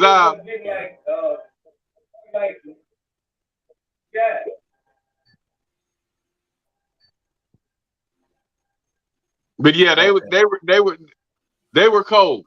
And when I was we knew OZ was gonna rock the crowd. Yeah. We knew NBA. It's the real. Yeah, What was NBA? Where the party at? East Side. Where the Yeah, party? yeah, All yeah, those artists, all the hottest nothing but artists in action. Monroe. Y'all were at yeah. Y'all were at the underground. Yeah. It was daylight saving time. Yeah. That was the first night I seen all y'all in one spot, and it was at the underground, and y'all took turns on stage at the underground. Yeah. I think Me and OZ-Nam BL. rocked it first. OZ-Nam rocked it first. Then I got a little dose of Slayer J and B.O. Yeah. And then NBA, Said and Martin them got on there. Where the party at? East Side. Where the party at? West Side. And man, when I tell you, that had to been the dopest lineup of the independent artists in Monroe ever was at the underground that night. Because I remember when we thought it was time for the club to close, he was like, "No, it's 2:00." They took it back an hour, and we turned up one more hour in there. Now I know you remember that night. OZ was leaning on the speaker, man. OZ was rapping, leaning on that speaker. He had a verse, and he was spinning that verse, and he wasn't gonna let nobody cut him off. He leaned on that speaker, man, and he was man. Back I was like, man. But I'm gonna say this, man. Produce a lot of music, but I'm gonna let y'all know. A lot of y'all don't know, like I was saying, a lot of major artists, famous artists, they got a lot of music, man. And I don't know how I'll say like Rick Ross, Push It to the Limit. Right. And we never even heard of Rick Ross. I think I had come back from Atlanta and got the studio back rocking, so I had produced that. I had produced a song, Push It to the Limit. Right. And I sampled, I played the piano out at there. I just sampled that Push It to the Limit. And, at that time, you remember, Jay, I used to change cars. I drive my sister's car, I drive, one car, then I had my other car. Like he say, pushing the wheels 3 at a time, Right. But I had, time I made the track, I probably had one person here at that time. It was a female, but it just disappeared because it makes so much music, right? Right. And then years later, he come out, Push It to the Limit. And I go back, man, met Master P, couple songs right there, you know what I'm saying? I don't just saying the artist took it, but you don't know how they got it. Maybe the producers gave it to them. No, I mean, something, That's what they do because the homeboy of mine said he got took like that with Mystical with the Boot Camp Click song. We were gonna rap on the Boot Camp Click. He gave it to us. The song was gonna be called 9mm. Yeah. And I was dealing with Tim Smooth because I went to school with Tim Smooth. Yeah, Tim Smooth was dealing with, rest in peace, Tim. And I didn't know that. Mystical was dealing with Tim. So we met DJ Cool, which was Tim Smooth's DJ and producer. And we let them hear the 9mm track. And they took that 9mm track and turned it into the Boot Camp Click. And that's why it's the last song on Mystical's album. And never got props for it. Never got no royalties, never got nothing for it. And that was one of the hottest songs on the damn album. Out that Boot Camp Click. The last track on Mystical's album was produced by Cedric Boogie Chappell. And like I said, he gave it to us as 9mm. And he had sampled KRS-One, had to put him down with the 9mm. He had that tip in there with the beat from the Boot Camp Click. And we called it 9mm, but he let them hear it, and they took it, replayed it, and didn't give us no props at all. And it was made on the ASR 10. So man, it was Wild West back then, man. Z, man, bro, it's a lot, man. We appreciate you, man, for coming on, man. And we definitely gonna connect. You got the friend request, so add me in, man. I'm in the A right now. I'm in Atlanta, so whenever you down this way, you got a place to stay, man. It's all to the G. You know what I'm saying? Yeah. I've been planning on making a trip out there, man. You have your own room and all that. Peeps out there. What's up, Termite? If you want to get in the air, just holler at me, man, and I push some buttons here and there to get you in the air, man. So. Yes, sir. Appreciate that. Get you in the air to do that, man. We appreciate you, bro. We didn't want to hold you too long, but we wanted to hold the legend, And man, Hey, just I appreciate y'all for even saying that, man. I appreciate y'all yeah, you saying that, that, man. You know, you that, bro, you that, bro. And we just hey, want much to thank love, you much for love. Yeah, we need you to come coming out. on, man. We be having some interesting topics on here too. Yeah, So if you man. see a topic you feel like you want to chime in and give some knowledge to this lost generation out here, feel free to come on and say, Man. hey, I'll tell you why they doing this. I'll tell you why the women doing that. I'll tell Yeah, you why man. the I guys mean, doing this. Yeah, that's one So of the we things always, I do, man. I study a lot, man. I'm studying now as the podcast on, yeah. morning, night, a lot of wisdom and knowledge now, you know what I'm saying? Appreciate it, Suge. Appreciate it, Suge. Yeah, man. Yes, sir. Yeah, Yes, sir. appreciate you, man. Yes, sir. Appreciate you. shout out to Appreciate you for that, DJ, man. Yeah, man. Cool cat. Seem like cool brother. Very Oh, Yeah, knowledgeable. yeah, boy, yeah, sure, we man. go way Yeah, back. He sure. went to Oh man, we California, go. Yeah, He he and went to California thanks. during the high school days. Yeah, so He was in we He from California. Yeah, he he in went to Cali school now. with us. He went to What school with us. part? San Yeah. Francisco, I think. San You San Francisco, Francisco? Suge. I Where used you to, where you we at, used to go Suge? to San Francisco all the time. Suge, you in San Francisco? Okay, he'll hit it up. But yeah. Yeah, he hit us Yeah, up. man. Yeah. So But yeah, I used to catch the BART from Oakland and ride over there to San Francisco. Used to go to Chinatown. He in Sacramento. Chinatown was off the chain. The aquarium in Chinatown, bro, you can make a whole day out of that shit. Shout out to you, G. Chug in Sacktown. He in Sacktown. Yeah, he in Sacktown. He from Monroe, but he in Sacktown right now. Sacramento. Okay. Yeah. Okay. I just left Sacramento in December. Yeah. Yeah. Yeah, I was just in Sacramento visiting my people and things in December. Yes, sir. Yes, sir. I mean, that's where it's at. It's just high as shit out there, man. That gas, $7, and it's hard for an indie to really make it. I don't give a damn what they say. It's hard for an independent artist or independent person like yourself that's doing your Amazon shit. If you gotta drive and deliver, that gas don't give a damn whether you independent or not. That gas high as hell. You ain't gonna see no $3 gas, man. Look, that shit was $6 all damn day. He said all damn day. Yeah, man. Dude. Yeah, Matt. Yeah, bro. Yeah, it was crazy. It's crazy. What Mad Dog talking? Mad Dog. What Mad Dog talking about? OZ? He said that was me cutting out the half. Oh hell yeah! So this one of our homeboys, Black from Eastgate. He used to go in the paper and cut out the coupons, and that's how we got inside the movie. Or you open the screen, and they'll open the door so some of us can slide in and get in. Oh yeah. That's shit we used to do. He was a reader. Hey. He would read the Sunday paper all the time. And dude, we used to in Oakland, we used to be at Eastmont Mall, right? Eastmont Mall. That's where the movie theater was in Eastmont Mall. Your day was already planned. You knew you was gonna be up there by 12 o'clock to catch the first movie. And then you hid behind the curtain in every other movie you wanted to watch.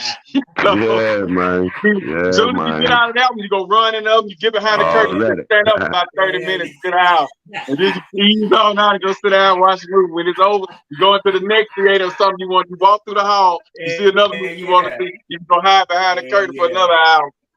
Hell yeah. Hey, but y'all know that was live back then, bro. Ooh, in Monroe, the Dollar Movie, man, Saturdays were live back then, man. We got dressed to go to the Dollar Movie on Saturday, man. So it was dangerous, a little dangerous too, you know. It was dangerous, man. Boys. Yeah, with the brass knuckles.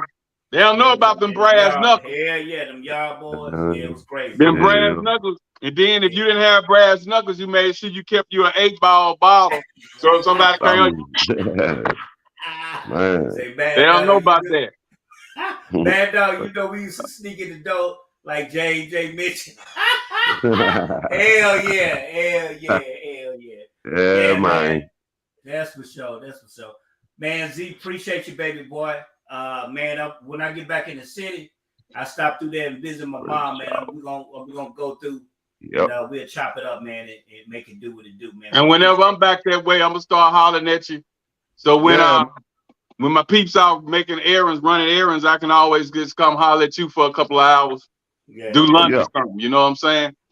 Oh yeah. But whenever you in the man, just hit me up. I'm gonna shoot you my number and everything, man. Hit me up. Yeah, man. I'm gonna try to get out there this summer. You know what I'm saying? That's what's up. But y'all, I Yeah, go appreciate ahead. y'all for having me on, man. My phone getting low, but I Yeah, for appreciate y'all for sure. having me on. You know, much Appreciate you, love bro. to y'all, man. Everybody that tuned in, spam, you know what I'm saying? It's all good, Yeah, you know. it's all Much love, love. man. Holla Yes, at you, baby sir. boy. Hey, Peace. out. OZ out. Third Felony Records, Eastgate Plaza, you know what I'm saying? We out. Yes, sir. Much Yeah, love. Appreciate you, man. Hold it 100. down. Later. Yeah, man. Yeah, that was deep. That was deep. Yeah. What's up, Round? What up with it? Hold on a minute, Jake. Yeah. Hey, we just want to, man, just a shout out to OZ, man. Everybody that's watching, man. Mad Dog, appreciate you. Cheese, appreciate you. Suge, appreciate you. Man, for shout out to you, man. And we gonna keep doing this, man. We bring it. I already hollered at Chill Dog. He down with it, and he gonna come on, man, and holler at us, man. So y'all, when Chill Dog come on, we gonna let y'all know. We're gonna have Candy Rain. Hopefully, that's the lineup that we're trying to do, man. To bring people on, bro. And we appreciate everybody for just for coming on. And we gonna keep this thing moving. Yeah, man. So tonight, man, we finna just get into it. I got that video. I got that. Yeah, we gonna reset the room. So we we right now, man, we had OZ on, man. One of the legends, man. We're doing the 318 dissection in the podcast. We're doing the 318. We had Dewey Rock, but he fell off. We appreciate him in his participation, man, and everything that he did, man. So we appreciate him, man, and for doing. We're trying to do this every first Thursday with the artist, but we may end up doing it every first and third Thursday because we getting a lot of feedback from it. Yeah. A whole lot of pioneers that was artists in the late 80s and early 90s have been hitting us up wanting to tell their story. So we may do it every other Thursday, but right now it's every first Thursday. Oh, okay. Okay, cool. Because I know I need to get Rufus Edmonds, which is Icy Roo. I need to holler at my boy Techno. To show love to the Strop City pioneers. That's why I said we gotta do Dewey Rock. Even though he part of the panel, we still gotta do him. Ant, Gat, Gangsta Gat. You know what I'm saying? So there's quite a few. And I want to see if we can get the guy that they was talking about, Jack, that they was saying Hurricane that Dewey was talking about. Yeah, he from Hurricane. I want to go back and get those because they were out during the early 90s, right before Dr. Dre and them broke the scene also. So yeah, that's why I said we may have to do it every other Thursday. The first and the third. I mean, first and the third Thursday. So that's gonna be something that I think we need to look into, but we're gonna see how it go. Because we still gotta get Rodney the Boss. You gotta get Beats How You Want Them, Raphael. It's just a lot. We gotta get Chill Dog. We gotta get BMC. Devastating them. Dan say he down. I want to look out the Lunatic. Candy Rain. I wouldn't mind getting Jam and Joe on here, you know what I'm saying? But Candy Rain. What's the other singer out of Monroe? The singer? Griffin. Anitra Griffin. Anitra Griffin. And then there was a girl named Erica that used to sing. Didn't what's her name? Signer. Jam and Joe. Didn't Jam and Joe sign her? Yeah. I did a track for Erica though. I did a track for her. Okay. But it's we just gonna shine the light on 318 Legends, you know what I'm saying? Okay. As we turn the page, we want to get into you have a photo of the discussion tonight for the speak on the discussion. It was logged in on the thing. Can you show it as we talk about it? Okay, hold on 1 second. Let me see. But we just know that the divorce rate is high and marriage is at an all-time low. in the Black Right. community, and we want to speak on why are the marriages low. Are people Right. opting out of marriage? Do they not see the benefits in marriage? Yeah. Do everybody just want to be single where they can just do them and be without the marriage headache? Because Right. marriage Right. take a lot of work, and It you it's a lot of work. is. It So is. if you're not willing to put in that work, a lot of them is opting out because a lot of women, it worked back in the day because dad was the breadwinner, granddaddy was the breadwinner. And but Mm-hmm. today the women are making more money. Some of the women making more money than the men. Right. And to be without that headache, they're able to take care of themselves. They're able to hold their own. So then the question be like, why do I need a man? Right. You know, Right. so but when they ask that question, it's destroying the family unit as we know it. Right. So, you know, it's kind of a catch-22. We understand that, you know, and then women being independent more today, they feel they can say and do, and they're comfortable with saying and doing what they want to say and do. Right. Right. Uh, Right. Whereas our grandfathers, great grandfathers, and most of our fathers were respected. But Right. in today's time, women feel like they can say and do what they want because they don't necessarily need a man. A man today would be something they want. So they feel like they don't have to, you know, bow down and give him the respect, you know, Right. that Right. mama gave or that grandmama gave or that great grandma gave. So Right. so now they're a lot of them saying, well, I don't need a man, you know. Mm-hmm. Right. And then you know, they coming up with all these different little devices that they can play with and put down there, which is making a lot of them think, why do I need a man? Mm-hmm. You know. Yeah. So, It's so yeah, man. this what we do. It's yeah, that's what we're doing, man. I think that You can remove the picture now. yeah, I'm not gonna do. Yeah, do that. That's what's up. Yeah, we there. But yeah, man, it's a thing, man, that we think we got something going on and we really don't.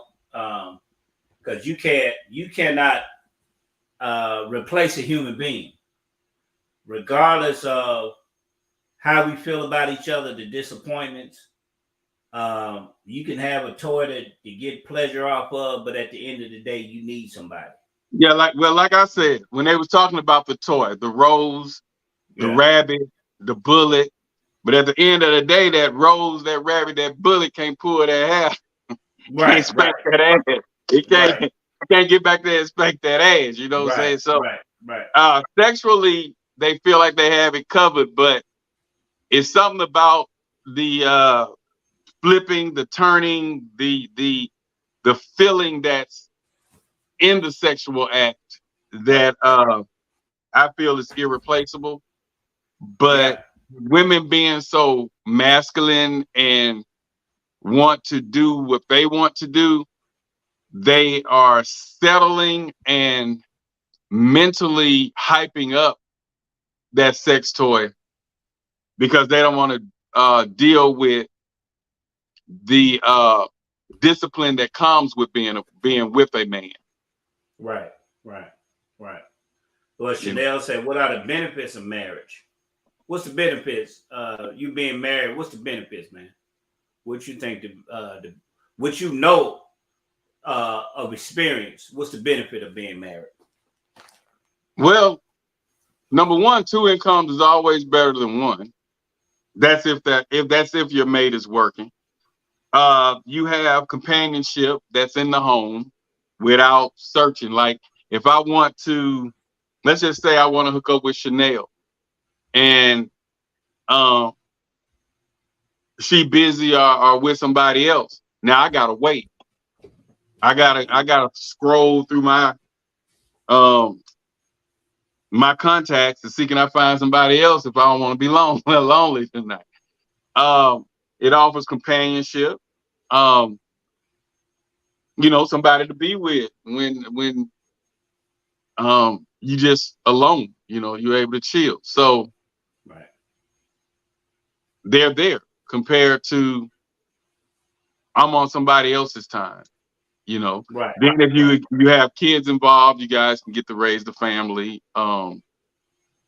You know, so it's quite a few benefits to being married. And then like if something happened to like they say, God forbid, if something was to happen to the person you're dating or seeing, and you guys got your finances together as far as insurances and things like that, you got the insurance. You guys create a will, you got a will. Whereas if you just dating and casually screwing, none of that really comes into play. So Right. marriage has its advantages as well as, I guess, some disadvantages because it's not you anymore. When you're married, Right. it's you and your mate. I can't just go out and say I'm just gonna stay out with the boys and hang out at the club and stay out till 5 or 6 in the morning without an explanation. Right. You know what I'm saying? But a lot of us like that freedom.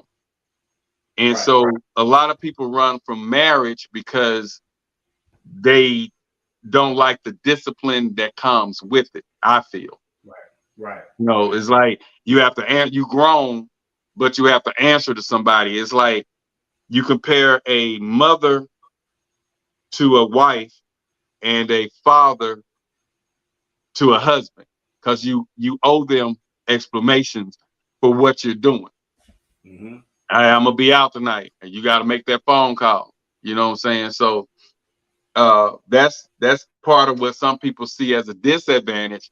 But then the woman who was raised up in a good household, where the mother taught her how to serve and respect the man of the house, she looks for that. So we have women today that still looks and longs for the man of the house to be submissive to a man. You still have that, and a lot of cultures teaches that. Right. Right. They teach that. We just don't teach it anymore or exercise it here because we really expressing our free will over here. Right. Sexually, you know, everything. We're content with our free will over here. So Mm-hmm. yeah, other cultures actually bring up women into serving their man, into loving Right. their man. Right. Right. Right. They say, oh, so we get what she say? They got shitty ass men. Well, that's true because then they're shitty because they're not being raised by respectable fathers. So it's a lot of them out there, especially now if you jump out there. If you jump out there now dating, and I gotta admit, because I was against it for a minute, but I gotta bow down. Dating today is hard as hell. If I had It's to just hard. jump back in that pool today to date, it would be a very, very, very difficult task because I'm set in my ways. Yeah. I'm Yeah. kind of more on the traditional because my people were well respected in the community, and I grew up with them respecting each other, and Right. so that's all I'm gonna ask for and request from mine. I have to Yeah. be respected, but a lot of women these days don't feel like they have to respect a man, and Right. that's where the tradition gets a little shaky. But I'm more traditional, and I like what I like. I'm gonna accept what I'm gonna accept, and I'm Right. cool with saying bye. I'm cool with letting go. Right. So, Yeah. yeah, the women of the day don't have much to choose from. Yeah. Um, Majority of the men gonna already either, if he ain't got no wife, he got one that he's dedicated to, um, and he already have a side waiting that he's seeing, and he have a potential. So But the you, but average man at least have three women today. but you got to look at also. Uh, you got a lot of good men out here that don't have nobody. You got But they a don't lot want of to. that's not necessarily true. You got, again, the statistics. 50% of men are childless, and this not just black men, it's just across the board. Single and childless and middle class. So you got 50% of the men that are that way, and these are good men. And these are not men that are ugly men. It's just these particular men don't have children, and they childless. They may see a woman here and there. I know, just being single, I regret that I could say that I regret that I didn't get married earlier in life, because it's difficult out here to find someone that you could settle with, be with, and what would Lauren say? Okay, you could settle with and be with, and somebody you could just chill with. It's hard, out here, because social media done messed up a lot of mentality, the mentality of the women. A lot of them, not all. So I'm not speaking on all, but a lot of women out here, they have an unrealistic view of life, and they saying it ain't no good men out here. It's good men out here. There's some good men out here. It's just those men that are good, you don't want them. And that's gonna dog you out. So the statistic is, even dealing with children, 16% of the men make 80% of the babies that's in society. It has always been this way. So when you have that pick in that pecking order, it's gonna be somebody that's gonna miss out. But in Atlanta, I think in Atlanta, it's a 17-to-1 ratio of women, 17 women to 1 man. To find a compatible mate, because it's pure competition, because there's not a lot of men. I need you to post one or two of the statistic links. Yeah, put them in the chat, or on the page. But yeah, a lot of the women, like Chanel say, they respect a man that deserves the respect. You know what I'm saying? Then they can tell when you're a beta male, when you're a weak male. So a lot of women, especially our women, they get off with that mouth. They love to talk. They feel like they have. A lot of them feel like that power is that mouth. I look at a lot of the social media posts, and a woman will say, "Oh man, my mouth. He was this and that, but my mouth." And it's like, are you getting paid for your mouth? Is what I say. It's like when you reach a certain age, I'm gonna say when you 30 plus. When you 30 plus, having a mouth ain't worth a damn. Having a mouth makes you look ignorant when you 30 plus, and you got a man that's working hard, trying to get you to the next level, or get you all to the next level, and you can't wait to say some shit you heard Cardi B say in a rap song, or some shit you heard Lotto say in a rap song. You can't wait to say that. Right. Yeah, and like you say, beta men are not weak. They just different. But there are a lot of beta males that I've seen women talk to crazy, and they just stand their ass up there and take that bullshit. No, so I'm going by the ones I see. Beta males, the way beta males are not they're not weak men. Beta males, they just display more of romanticism. A alpha male is the one, he come in, take charge, do this, do that. The beta male don't mind, following whoever the lead is. He'll come in, fall in line, follow instructions. But a beta male is not. Beta male is not necessarily a weak male. Beta male is not a weak male. It's really called an omega. That's what it's called. Is an omega is the one that don't have no social status, But a beta male is the one that's subordinate to the alpha male, but he has some social standing, but he don't mind playing the back. So, and he's the one that he'll open the door for a woman, he'll pull the seat up for a woman. That's what beta males do. So, what Lord say? Beta males are weak. Period. He said bullshit. It's not your job to fall in line. It's not your job to fall in line. Adam fell in line and see what happened. Lois crazy. Lois is crazy. No, that's real. When Adam decided he want to fall in line, look what happened. Yeah. According to biblical. Right. He said alpha males. What did alpha males should seek an alpha male woman? Ain't no really. Well, that's up for debate on the alpha male because there's no such thing as that. But beta male should seek a beta woman. Let me see in the social standing. But based on the social standing, Lawrence, that's what a role of a beta male is. He will play the back. Yeah, he just naturally he'll just follow instructions. Yeah, and you know what? A strong black woman call real crazy. Ain't no such. That's right. It ain't no such thing as an alpha woman. It's not in social standing as an alpha woman. But you know what though? A lot of strong women, they'll vouch for that alpha male because they want them.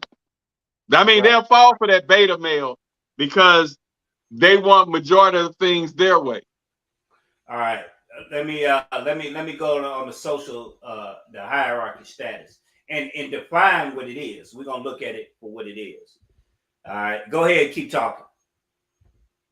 Go ahead. Yeah, like I say, you could tell a strong woman that stands up and defends the beta male because majority of the things gonna go her way because he laid back. It's like whatever you want, baby.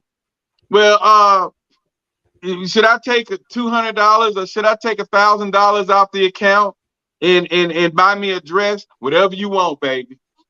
That's that damn beta male there. The alpha male gonna say, "No, we got bills." Right. It says types of male personalities. Beta male personality qualities is collaborative, an introvert, your average mister.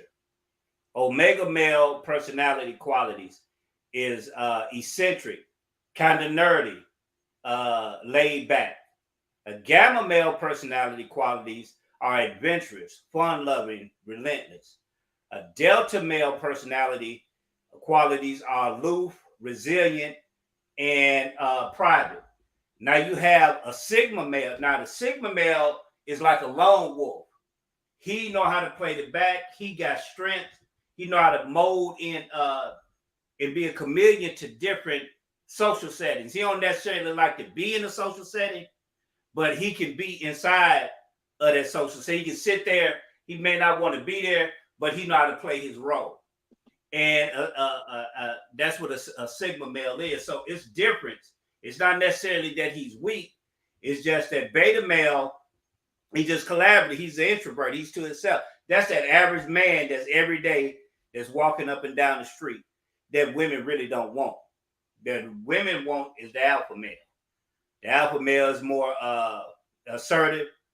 You know, he's more take charge. He come in, take charge, take stuff over. That's what he does. That's his personality. Well, the women of today don't want that because they want to do what they want to do, when they want to do, how they want to do. So if you stepping in there trying to tell them what to do, they grown. Yeah. And you know, so the women of today, a lot of them, not all, as we say, but a lot of them don't want no alpha male because they don't want to be told what to do. They don't want what they want to do to be altered by him voicing his opinion. Right. It would say stop it, not true. Let's see. Strong, equal, loud. Beta male is just more laid back. Let's see. We said beta male is just more laid back in the cut. That's what a beta male is, but it ain't necessarily a weak individual. That's what that is. Now it says a alpha male is more self-confident, outgoing, and enterprising. He go out and he gonna go out. He's self-confident. That's where everybody flock to, not just the women, but everybody flock to that type of person. He said you attract what, and that's true. You attract what you put out. So that's real right there. So we can look at it and within that standing.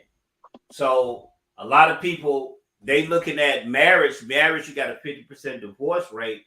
Why do you think people are why do you think marriage is breaking down in society, that people just don't want to be married? Some people marry for business reasons. They benefit more by staying together and moving the family forward. Some people can stay in a marriage. They don't love one another, but they do it for the sake of the children.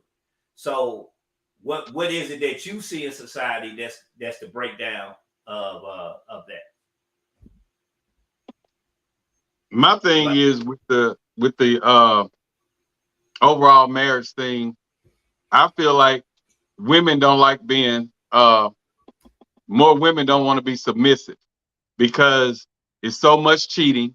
They done been cheated on, they'd have been lied to, and they just don't want to be a part of it. They like, if that's the case, I'd rather be to myself. And so they choose to opt out of the relationship status. And then a lot of them fail too because they're living together before they're saying I do. And kind of like, why purchase the cow if you're getting the milk for free? Submissive, meaning letting him lead. A lot of women don't because it's hard for women today to find a man to lead. So they feel like if they have to go out there working, they're making their own money. So being submissive, they feel like submissive means they have no say so. That's what they think the definition of submissive is. But it's really just you bring your idea to the table, you share it with the man of the house, and you guys decide. And if he's a good leader, he decides. A lot of them have the last say so. So it's not that your opinion don't matter. It's just that if that man's a good leader, you bring your opinion to the table and you guys discuss it. Right. That's true. I just want to add on to what Lauren said, is that alphas lead the pack. Show me any pack led by women, only in human society. In all animal kingdom, the pack leader was a male. In all animal kingdoms, when they took over. No, show that, Google that or something and show it. When you say that, they want to see numbers. Okay, that's a lie. What's up, Pooh Dog? Yeah, so okay, that's a lie. But we're gonna look at it for what it is. The action or fact of accepting, yielding to superior force to the will of authority of another person. Okay, so we gonna deal with the animal kingdom, and we can deal with how society is. So this is what we doing. All right. Yeah. The man is the natural leader. The man is the natural leader. The Creator put man as the natural leader of. And listen at the stage. Women leading the pack nowadays, and you see how it's going. That's true. Hey, but that's true because of how society and how we as men have been. We've been lacking. You got you can speak on an individual basis. Let me see. What did she say? A lion pride is only protected by the male. The women do everything else. Okay. What else do you do? If he do the protecting, what else do you do? Okay. And don't want to, but have to, especially at my age. Okay. Yeah. So you forced to get out there. We single parents. So we understand from women that's taking care of their children, they done dealt with men that walked out and left them, and they got to take care of their children on their own. They have that attitude. So I understand the place where you're coming from, but in nature, the man leads the pack. What is that? That's submission. And that's it, Lawrence. It said the lion pack is only protected by the male. It's supposed you need protection. The woman do everything else. What do the male? What do the female lion do? The female lion go out and hunt, but it does its support and its protection by the male to feed its children. Okay, I'm talking about lions. Yeah, that's what I'm saying. A male should indeed lead the pack, but they don't. Yeah, the lions do lead the pack, but I understand what you're saying as far as males. I understand as far as males because of what society has done to us and why, you got the homes of single families, single mothers.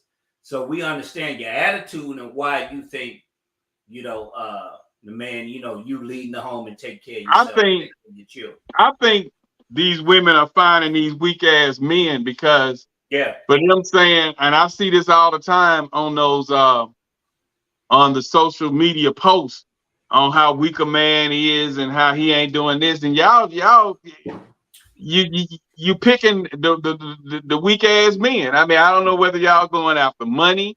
I don't know whether y'all going after looks. I don't know, but there are good, strong men that are leaders out here. Y'all just settling for these little broke, hustling ass niggas. Whether they giving you good sex, whether they tricking, I don't know. But I don't hang with weak males. So I don't know what y'all, what type of men y'all running into. But I see that so much that it's limited men to choose from. I think you're fishing in the wrong pond because there are a lot of good, strong men that are leaders that can provide, that can be that male, that man that women need. But they're not what they looking. They are not physically what they're looking for. Man, when you got a conversation, Black, of who gonna pay the tab, when it's a lead conversation of who gonna pay the tab at dinner, that's crazy to me because naturally, as when we saying who gonna pay the tab, you or the man or the woman. If I'm going out to lunch with somebody, with a woman, I'm gonna pay the tab. Even if she take me out, I'm still gonna pay the tab because that's how we was raised. That's how we were raised.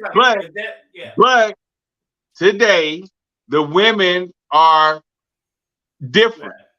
They want to take their man out. I see a lot of statuses that I already saw that say, and a lot of them saying men need to be treated this way too. Men need love too. Men need a day out where the women pay everything now too. So it's different. Right. Well, Lord say, he said it, man. I'm not starting up paying everything. That's such. That's real. That's real. But paying for dinner, because I preach to a lot of the guys that come to me and a lot of people in relationships that come to me, and I preach to them. The way you start off in that relationship is what you need, is what you're gonna have to do to keep up that relationship. My first date, I think we went to Wendy's or something. Right. You know what I'm saying? I'm not gonna take you to 5-star restaurants, with that Copeland's and all that stuff. Where the stuffed chicken wings are like $15-20 damn dollars for about 4 or 5 of them jokers, and then $24 for 4 or 5 stuffed wings, and then I still ain't got my meal yet. You know what I'm saying? So I don't do that. You gonna like me for me. I ain't never been no trick, and ain't about to start. So we did, I think, either McDonald's or Burger King or something, and her sister worked there, and hell, we got that shit free. Right. I don't do that. Then I think when we graduated, we went to Applebee's, and it was a two for $20. Right. So hey, I don't rock like that. You gonna like black for black, not cause I'm out here tricking. I don't do no tricking. I ain't paid for no cat and ain't about to pay. And then you get these guys that say, well, if you dated her and you bought her something to eat, that's tricking. Nah, I was hungry. I wanted to get to know her. So I pick the setting. I take my homeboys out. If we finna talk business on doing a show, we go out. Right. And we sit at a table. We order food. Yeah. We talk. Yeah. So all that tricking, nah, that ain't paying for it. If I want it, because I buy shoes, backpacks, shoes, school supplies, and all that for the teens and things that don't have them or need them. So when I take a lady out and I'm trying to get to know her and I want to go to, or I ask her where she want to go and we pick a place that we both like to eat at, me paying for a $25, $30, possibly $40 meal is not paying for Cat, because just because I'm sitting down, I'm trying to get to know her. It ain't about the sex with me, because sex is on any corner. So I'm not paying a woman or getting her in, let me buy her some expensive food in hopes of getting sex. No, I've never done that. If I take a woman out to eat, I'm trying to get to know her in a mutual setting. I don't want her at my house. I ain't trying to be at her house, and I ain't gonna be just parked up in a park because they shooting and doing every damn thing else now. So, what he say? He'll pay for it. He pay with the whole hey. Yeah, Lord's crazy. Yeah, Lord's crazy. Man. I'm cheap. Crazy. Anybody, and like a lot of my posts are saying now, anybody who know me, know I'm cheap. And he said he going to the library. He going to the library. He take it to the library. To me, paying for it is when she tells you gotta pay before you late. That's paying for it. But if I'm taking somebody out that I'm trying to get to know to a dinner and a movie, and sex is not on my mind, that's not paying for sex. I'm trying to get to know that person to see if I want to do the sex, if I want to take it to the next level. Right. So all those guys who say, man, if you bought her a hamburger, you was tricking. If you bought her a hamburger, you paid for sex. I mean, that's how they look at it. But me, on the other hand, every woman I talk to or take out to eat, I wasn't trying to sex. Right. I want to see if what they're saying about you is true, and I want to see if you fit in with my cycle, because I'm a funny acting person. I got ways. I'm stuck in my ways. So a lot of them wouldn't make my cut. So I'm not thinking sex. I'm attracted from when I see you, and I'm gonna take you out, but we're not finna go do no warehouse. We ain't finna do no Red Lobster. We ain't finna do no whatever the most expensive restaurants are. I'm not doing that. We're gonna go 2 for 20, 2 for 25, 2 for 35. You know. Lord say he said, I'm not paying to get to know her. Give me what I man, Lord's crazy. So you just got Lord's crazy, man. Oh yeah. But if I want to get to know somebody and she's worth me taking out, and like I say, she's not coming to my house. Right. I'm not doing the social media thing. Right. We're gonna go out and we're gonna go to a reasonable restaurant. But a lot of guys want to jump out and they go into the most expensive restaurants where they walk out of there spending damn near $200, and when they leave the parking lot and get the lady home, they never see her again. Right. Or let's just say the job cut him and he not able to keep taking her to those extravagant 5-star restaurants. Right. Then it's a problem. Right. He said, sound good paying at the whole. You save a bunch of time and money. But when you have that time, because my time is valuable, and if I'm gonna be with somebody, I don't look at the time that I spend with them as wasted time. I look at it as me getting to know that person, and me sitting in a neutral environment where we're vibing, trying to fill each other out. That's very important to me, because I'm not just gonna. If it's somebody I'm thinking long term with. Now, what Lawrence is saying is right. If it's somebody you just trying to stab. Now, I ain't talking about the women that you just screw and move on. I'm talking about somebody that you're thinking about making a potential partner. When I'm speaking, that's what I'm speaking on. We all have those one night standers and the ones that do their thing. That's why I say, yeah, no time is wasted.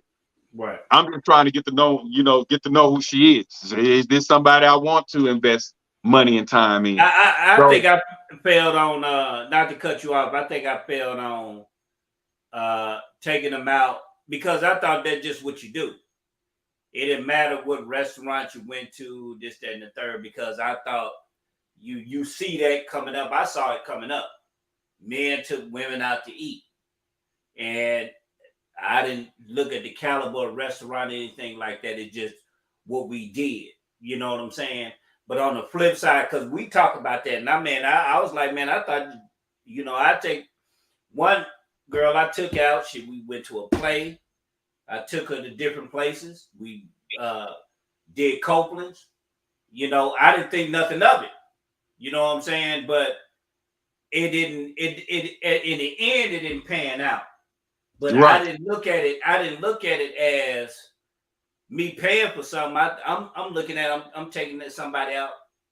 Exactly. Like, and that's what Chanel just said. Yeah. So the mature mind don't look at it as you paying for cat. Because like I say, everybody I go out, it's getting to know each other over a meal. Right. Everybody who you go to the movies with, you ain't trying to screw. But you have some guys that's all on their mind, and that's what they're trying to do. But you also have some, it's just combo and a meal. So do you think that should be communicated? Like Lawrence, he having a point. Do you think that should be communicated up front that they should, hey, this is what it is? So you know what I'm saying? Yeah, Copeland's have some high ass food. So any place that have high ass food is considered a 5-star restaurant. You could probably Google that. See, is that a 5 or 4-star restaurant? It's not Burger King. Anything that's not Burger King, McDonald's. What is it? I know my bill was $1.50 for the food, so it was right at $1.50 for the food. So it was up there as far as Copeland. But I didn't look at it as. I just look at taking her out. I like quality stuff. At the time I could afford it. I like quality stuff. I wanted to take her there and do the experience. We went to a play, in the whole gamut of it. But when you explain it, how we talk every day, I didn't look at it that I'm tricking or anything like that. So, but in the end, she married somebody else. So I guess I didn't win. I didn't win. Yeah, mine is mine is an interview. Right. Mine is not 5-star. Yeah, Copeland not 5-star. Yeah. No, I didn't say Copeland's was. I just know Copeland's hot. Whether it's 5-star, 4-star, 3-star, you ain't finna go get no 2 for $5.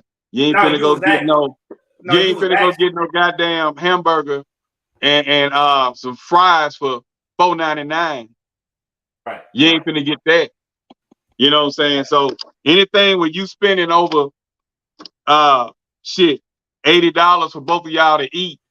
Right. Yeah, it's a 3 out of 5. It's a 4 out of 5, 3 out of 5 out there. Yeah. Whatever it is, it ain't no burger joint. Yeah. Say all that sound. Would you say, Lawrence? All that sound good. 150. I could have gotten what I wanted and be gone in 15 minutes. Oh yeah, and you have brothers, and you have. That's true. And you have brothers that do that. And just like I was telling you on a previous podcast, right now all you need is a damn a 3.5. Yeah. You don't need but 2 blunts. You say you paying folks for the interview, Lord. It's getting. Oh yeah. If it's something that I feel like I'm gonna invest long term in, I'm gonna investigate it. I'm gonna interview it. Now, then, like I said, you have your tricks where you do your little 15-minute and you do your things like that. But I interview mine. 4 out of 5 in reviews, not stars. Okay. All right. You said 4 out of 5 in review. So it's an all right restaurant. We're gonna say that, Lawrence. It's an all right restaurant. And you paying money. Yeah. You gonna pay.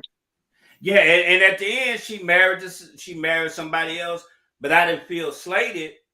It's just I enjoyed her company. She enjoyed mine.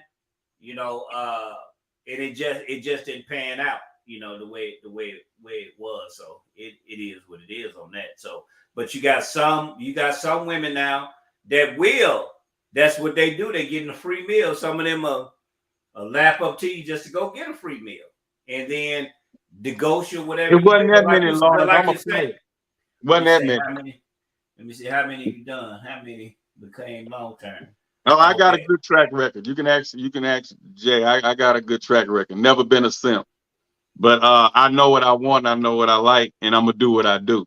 So if I want to know somebody and I feel like going to Chili's tonight, I might hit them up and say, hey, I'm about to head to Chili's. If you ain't doing nothing, hit me up. They hit me up, we do Chili's. So, it is what it is. And if you got it, you can do that. Right. And like I say, I pay for my niggas to come eat with me, so it don't matter.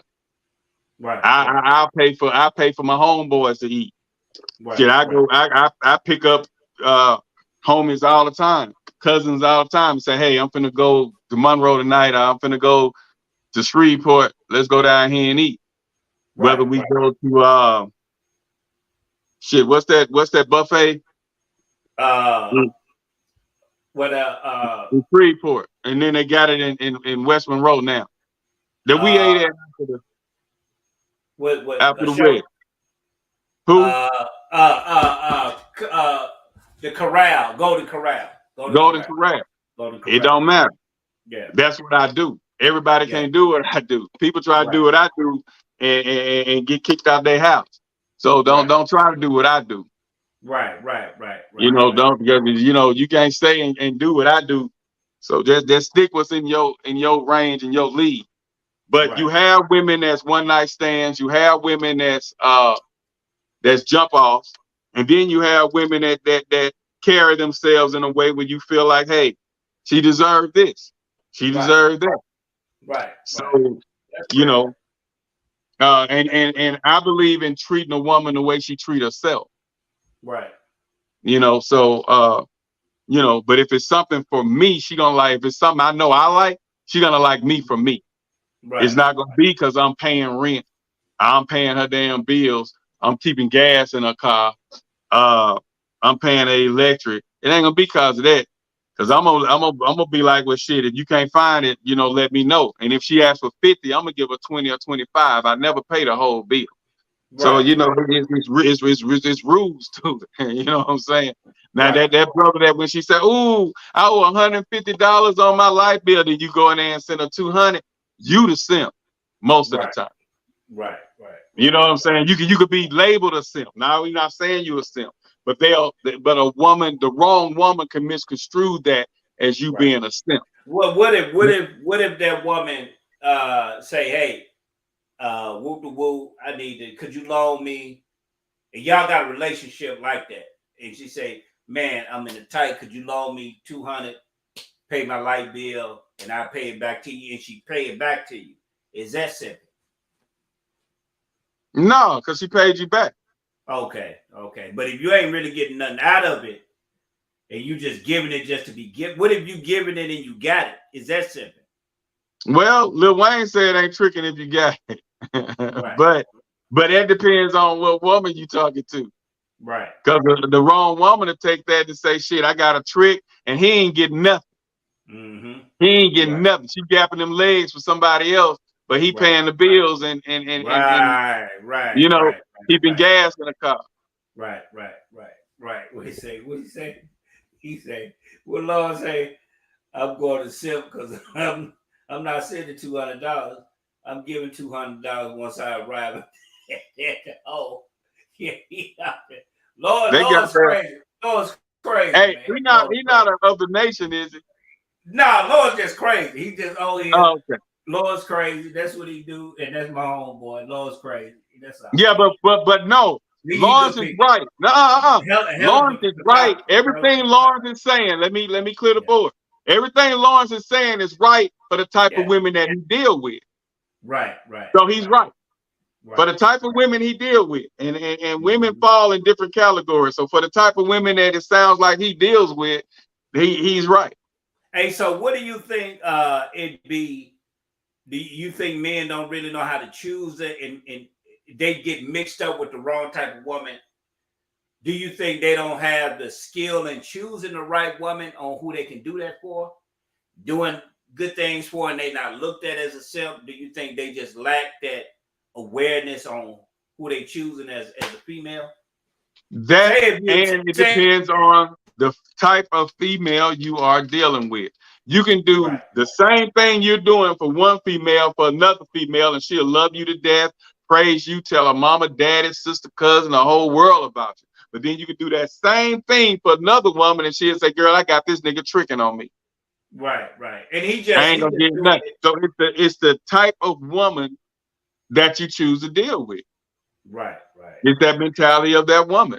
right, Is no right or wrong about it. It's that mentality. That's why they got them songs, them blues songs that saying I was doing the right thing for the wrong man. right, You know what I'm saying? right, So right thing for the wrong woman. So right, it's like it just depends on which type of woman you get. And the dating game is a gamble altogether. It's a right, gamble altogether. And right. and you just gotta be willing to get out there and do what it do. So, do you think dating ruined the ruined marriage, the prospecting for marriage? Should dating have a objective to it, or should people just aimlessly date one another? Do you think just aimless dating ruined the prospecting for marriage? Because I think it does now. you ain't going out with this woman just for nothing. You see, okay, this vibe and you good. It want to be an end result of what you're doing. In the nation we call it courting. But as far as dating, just aimless dating has it ruined prospecting for marriage. Like I was thinking about back in the gap, Big Mama used to use the word, and she used to say courting, okay, Right. which I know is courting, Yeah. but Big Mama and them came up under courting, Yeah, courting. courting that she called it, but courting, okay. Yeah. And I never understood what she was saying because I thought courting and dating was the same thing. No, it was. No, I'm saying growing up as Yeah, a growing up. teen, Gotcha, I got you. and early adulthood, is that who you coding, is what she used to say. Now I used to think it was, is that who I'm dating? But I learned later, like recently later, that dating and courting are two different things. Courting is involved with someone It's with intentional intent of of marriage. getting married, of Yeah. being together, of making them a life partner. Whereas Right. dating, you're just getting to know a person and you're trying to decide if this the person you want. That's what dating is. Right. I'm with you now. The physical attracted me, but I don't like your conversation. The physical attracted me, but I don't like your mindset. I don't like your laziness. It's like you're filtering that person. I don't like your body count. So that's what dating. And then dating went to another level when they decided to move in, and as Big Mama used to call it, start shacking, which is getting the milk without purchasing the cow. Mm-hmm. And that's what I feel declined. Yeah, marriage. The initial decline of marriage. Then when the women start getting jobs, having more opportunities, and all of that, and being cheated on, cheating being at an all-time high, like I said on the thing, and watching other people go through divorce, a lot of people like, I don't even want the headache. But they're not taking the time to love themselves. Right. Right. Because when you don't love yourself, you're gonna always look for love. Right. But yet they want to say, I don't need a man. I'm this, I'm that. Right. But they end up still sleeping with Joe, John, and Harry. Right. You see what I'm saying? So it's like, and all of that contributes to the decline in the marriages. Being cheated on, number one. Women gave their hearts to men that they thought were true, and they ended up getting messed around, heartbroken, and that heartache, a motherfucker. Hell You yeah. don't want to keep going through that damn heartache. And Yeah. so, and with social media, that also contributes to the decrease in marriages. Mm-hmm. You know, and the increase in divorce. Social media. And then people say, well, no, you can't blame social media because if she or he didn't want to do it, they wouldn't do it. Yeah, but temptation is a mother. Right. You know, all us can say we this and we that, but do many of us know? Everybody's not strong-minded, which I had to learn. I thought everybody can just live like me. In order to be in a happy relationship, don't do unto the other one that you don't want them to do unto you. Mm-hmm. That's what I thought. Right. But then everybody like, well, it ain't that easy because you know when the relationship get rocky, and you got Sheila in your inbox, and she got John in her inbox, because of social media, that makes you less, and because of dating and not courting, People don't want to fight. They don't want to fight for a relationship. they don't want to do what it takes to repair that relationship because you feel like you have options. But what our women are missing is you have options for sex. Sex. Any man out there, whether he's a 1%, whether he's a 40%, whether he's a 3%, he wants sex. It's easy for a woman to get sex, but will he be there for you when you need him? If your house burnt down today and you needed somewhere to stay, will he open up the doors for you and your children, or for you and your child? Right. So anybody can sex, and because of that, that's where the women started. I feel they started exercising their sexual freedom because they feel like the man gonna cheat anyway, and all the good men with somebody. So either they married or they living with somebody. The other men are Again, it, not to cut you off again, it's good men out here. It's a lot of good men out here. But when them good men don't come in packages that you want a lot of times. Because I've been around women that will say this is a good man. He's everything that I'm looking for. I'm just not attracted to him. But the one that dogged him out, he got somebody else. She crying over somebody that belonged to somebody else. And women want what other women like. And this man, he's everything that she needs, but she don't want him. I've never understood that about women, is that they would bypass a man.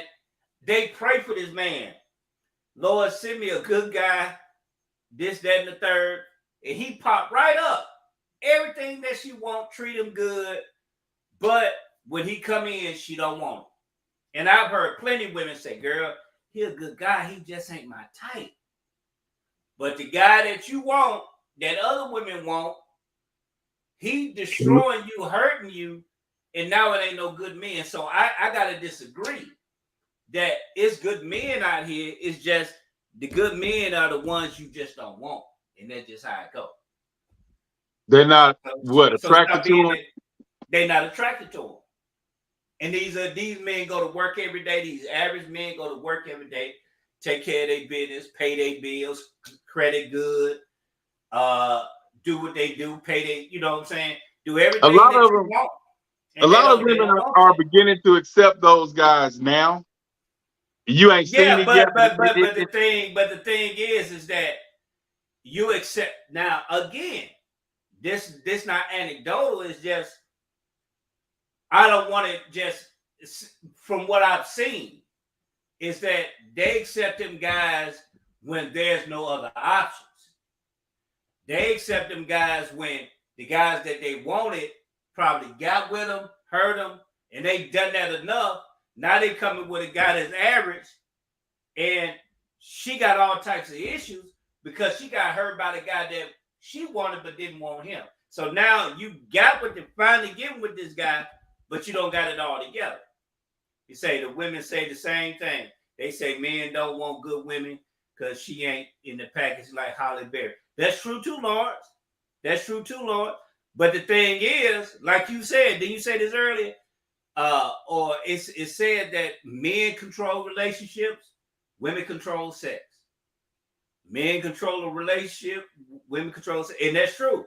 A lot of us as men, we bypass good women because they may not look the part, but we're not crying about it. It ain't no good women out there. We just go find what we can find. No, And that's what we're gonna do. I have to agree with Lauren. I do see statuses where men say it ain't no good women, but It's he's good mainly right here. saying that the women that do look decent, that do come in a cool package, are hoes. Yeah. They lying. They sneaking.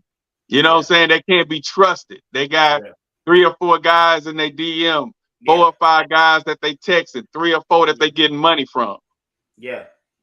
Lawrence, wow. So yeah, that's when you hear a man say it ain't no good women out there, that's what he's talking about. He tired of them lying. They body counts high as hell. They disrespect them. They don't respect themselves. So that's what he's saying. And then the women that have the jobs, feel like he said, I'm saying the same narrative that you all use, that they can use it too. That it ain't no good men. That right. And I was explaining to Jay, and I was explaining to Phantom why men say it ain't no good women. Besides, they don't have the package, because it's a lot of women that look good, a lot of women that's fine, but hell, they hoes and used up. Yeah. But I just seen a lot of men, man. I just seen a lot of men with some women that that they attracted to. And others may not be attracted to them women, but they attracted to them and love them to death.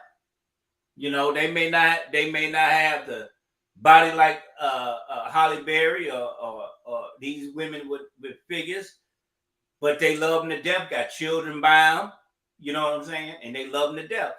So a lot of times, at the end of the day, beauty is in the eye of the beholder. Beauty in the eye of the beholder. But with a woman will hold out. A woman will suffer by herself if she can't get a man. Because men are kind of settled. Men are settled. They just don't want to be by themselves.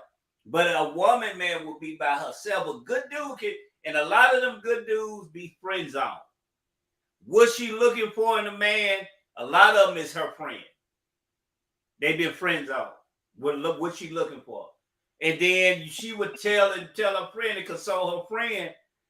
Good, you'll make a good boyfriend for somebody. Don't say that about yourself. You'll make a good boyfriend for somebody. But he like, what about you?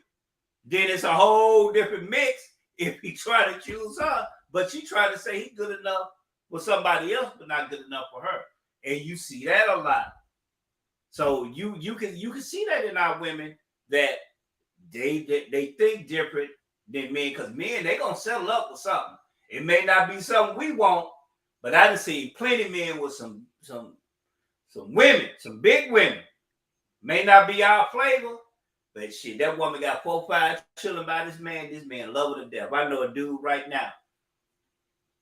He, she may not be everybody's flavor, but he got 4 chilling by her right now, and he love her to death. So, I mean, it is what it is. Who are these women y'all meeting? Don't you have that much experience? And are we sharing from personal experience? No, we just speaking in general. It's stuff that I just seen. A lot of times on the podcast, a lot of times on this podcast, I speak from worst case scenario. Yeah, and I'm speaking from what I saw third person and what I didn't witness third person. Yeah, a lot of times I speak from the worst case scenario. I try to pull out there and make sense of it. Right. But beauty is in the eye of the beholder, Yeah. and a lot of women are going for that 1% or that You're right. 14%, You're right. They and balance. they already taken. Or Yeah. if they're not taken, they know their worth, and they're treating a lot of them like shit. Right. Right. You're right. You got to be balanced with it. You got to be balanced on both ends. So it works on both sides, though, because both of us, male and female, will pass up somebody good. And sometimes, when at the end of the day, we'll miss somebody that's good for us, and it'd be too late sometimes. It'd be too late for us sometimes because we chose the other option, and it just didn't happen the way we wanted to happen. So, but that's real too. That's real. But like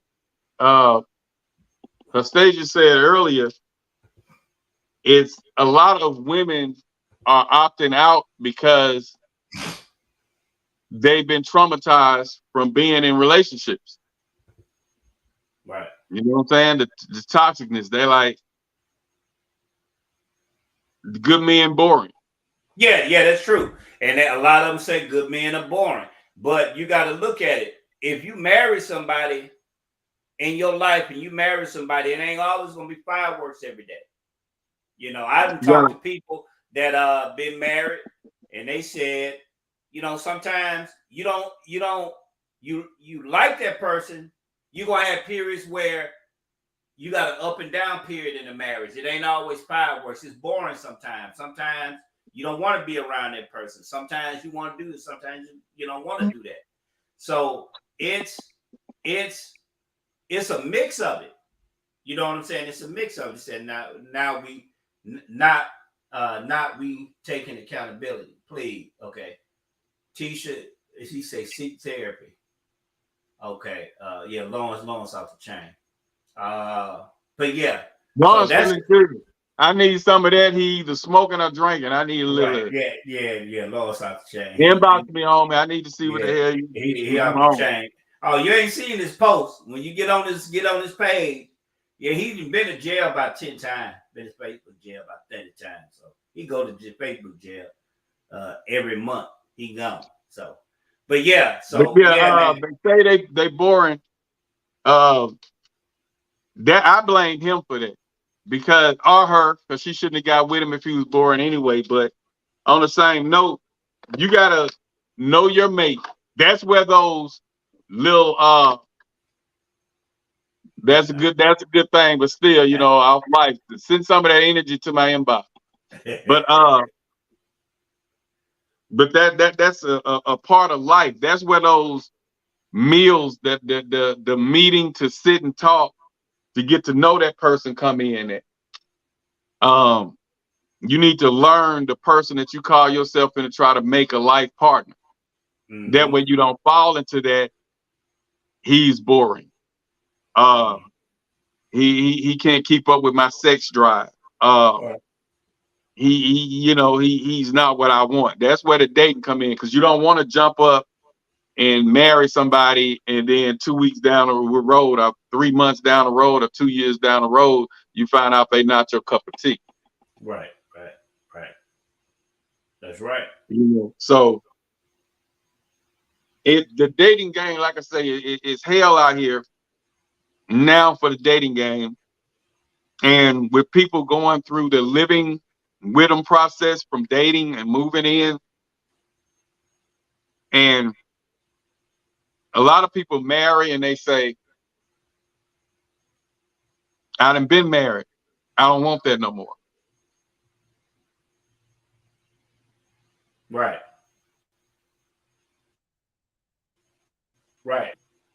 Say these being just not the same anymore. That's why so many podcasts about relationships. Yeah, and I hate that. I hate that for y'all. But society has produced a lot of sorry ass men. Bottom line, they didn't come up under the rear and strict rules and laws that we did, and that the people that the men before us did. Mm-hmm. And I think probably we can actually say the men right after us. So it's like y'all that's 25 and under, 30 and under, shit, y'all out there, y'all the Woo, men, yeah. the women, the men, Woo. Yeah, it's rough the out there women, for the men. young. Yeah, You it's know, rough for them the young. ones that's dropping you off at the corporate office, keeping your car, playing video games, Madden with his partners until you get off, and Right. that could be 15 minutes late picking you up from work. Trying to But finish that's the what game. y'all have to choose from. Mm-hmm. That's what y'all like. Cause he look good. He got a little pacifier in his mouth. He got the cornrows in his head. He wearing The the beard. pants hanging off his ass. He got the Jordans on his feet.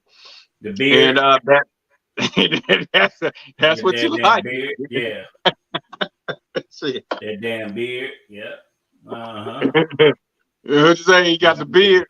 Yeah, that He, damn he beard. got the Them Rick tight, Ross beard. them But tight he ass ain't hitting pants on they shit. wear. Yeah, them tight ass pants, but they ain't hitting on. And get mad. Yeah, they got the And little and if you say, Migos. yeah, if you say something to them, they ready to kill you. You can't Then they say nothing. then they asked her to go buy him some game, get him some game or some Switzer so he can roll his little weed up. She gotta buy it though. Right. If the 3.5 $40, he asking her for 20 when she get off work. You know, they taking care of these men though. Right. And they ain't trying to marry him. He said, he said, y'all hate the brothers winning. Yeah, they winning.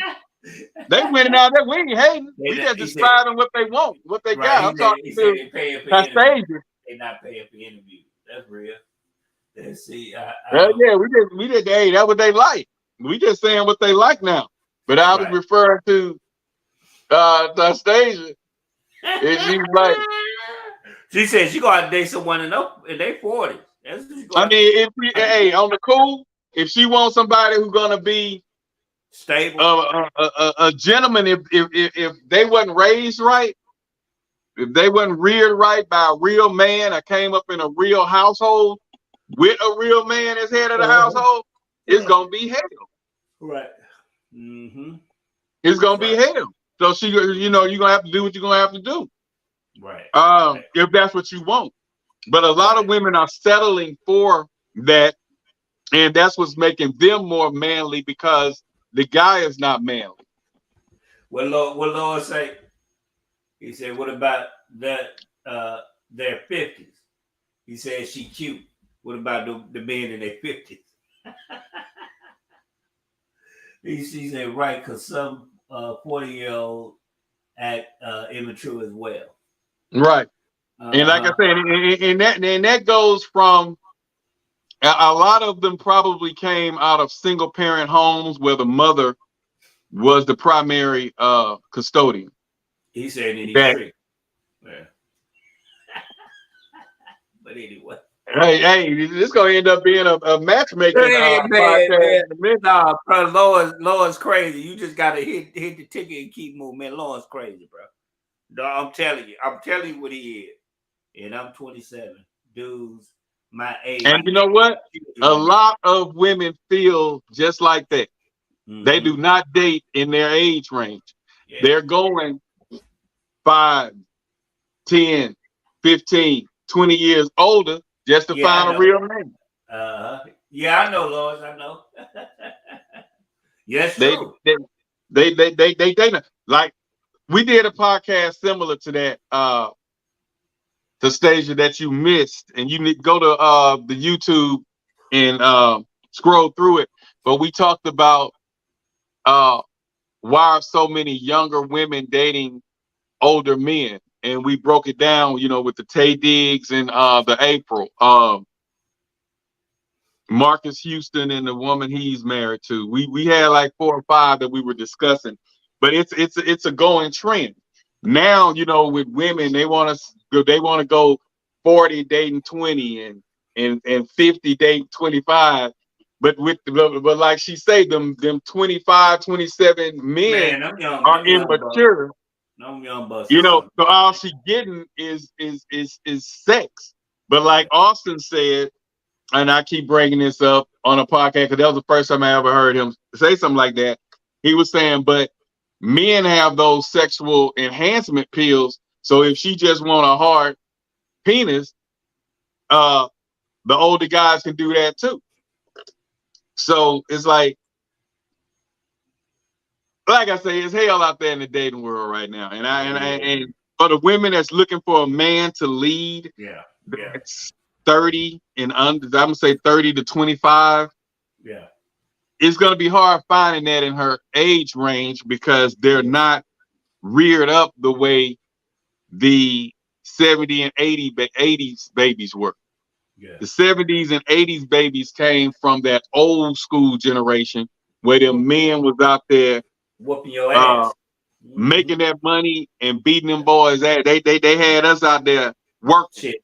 Yeah, mowing lawns. Had us out there digging ditches. Yep. They had us out there pouring concrete at 16 years old.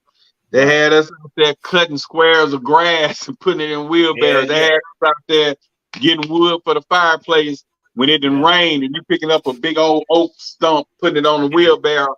Them men from the 60s, 50s, and 60s, put the 70 and 80 babies to work and taught us what it was to be real men. It's a few of them. That's very few 80 babies and 90 babies. That's 80s and 70 babies. That's immature. You can probably count a few of them, but most of them on their shit, and they know how to raise complete a family. Right. They know how to be there for a woman. They know how to raise a son and be there for a daughter.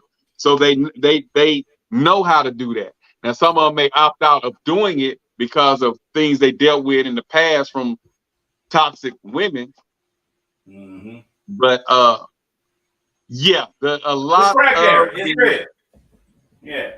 of the 70 and 80s babies, as far as raising their children, I guess. Yeah.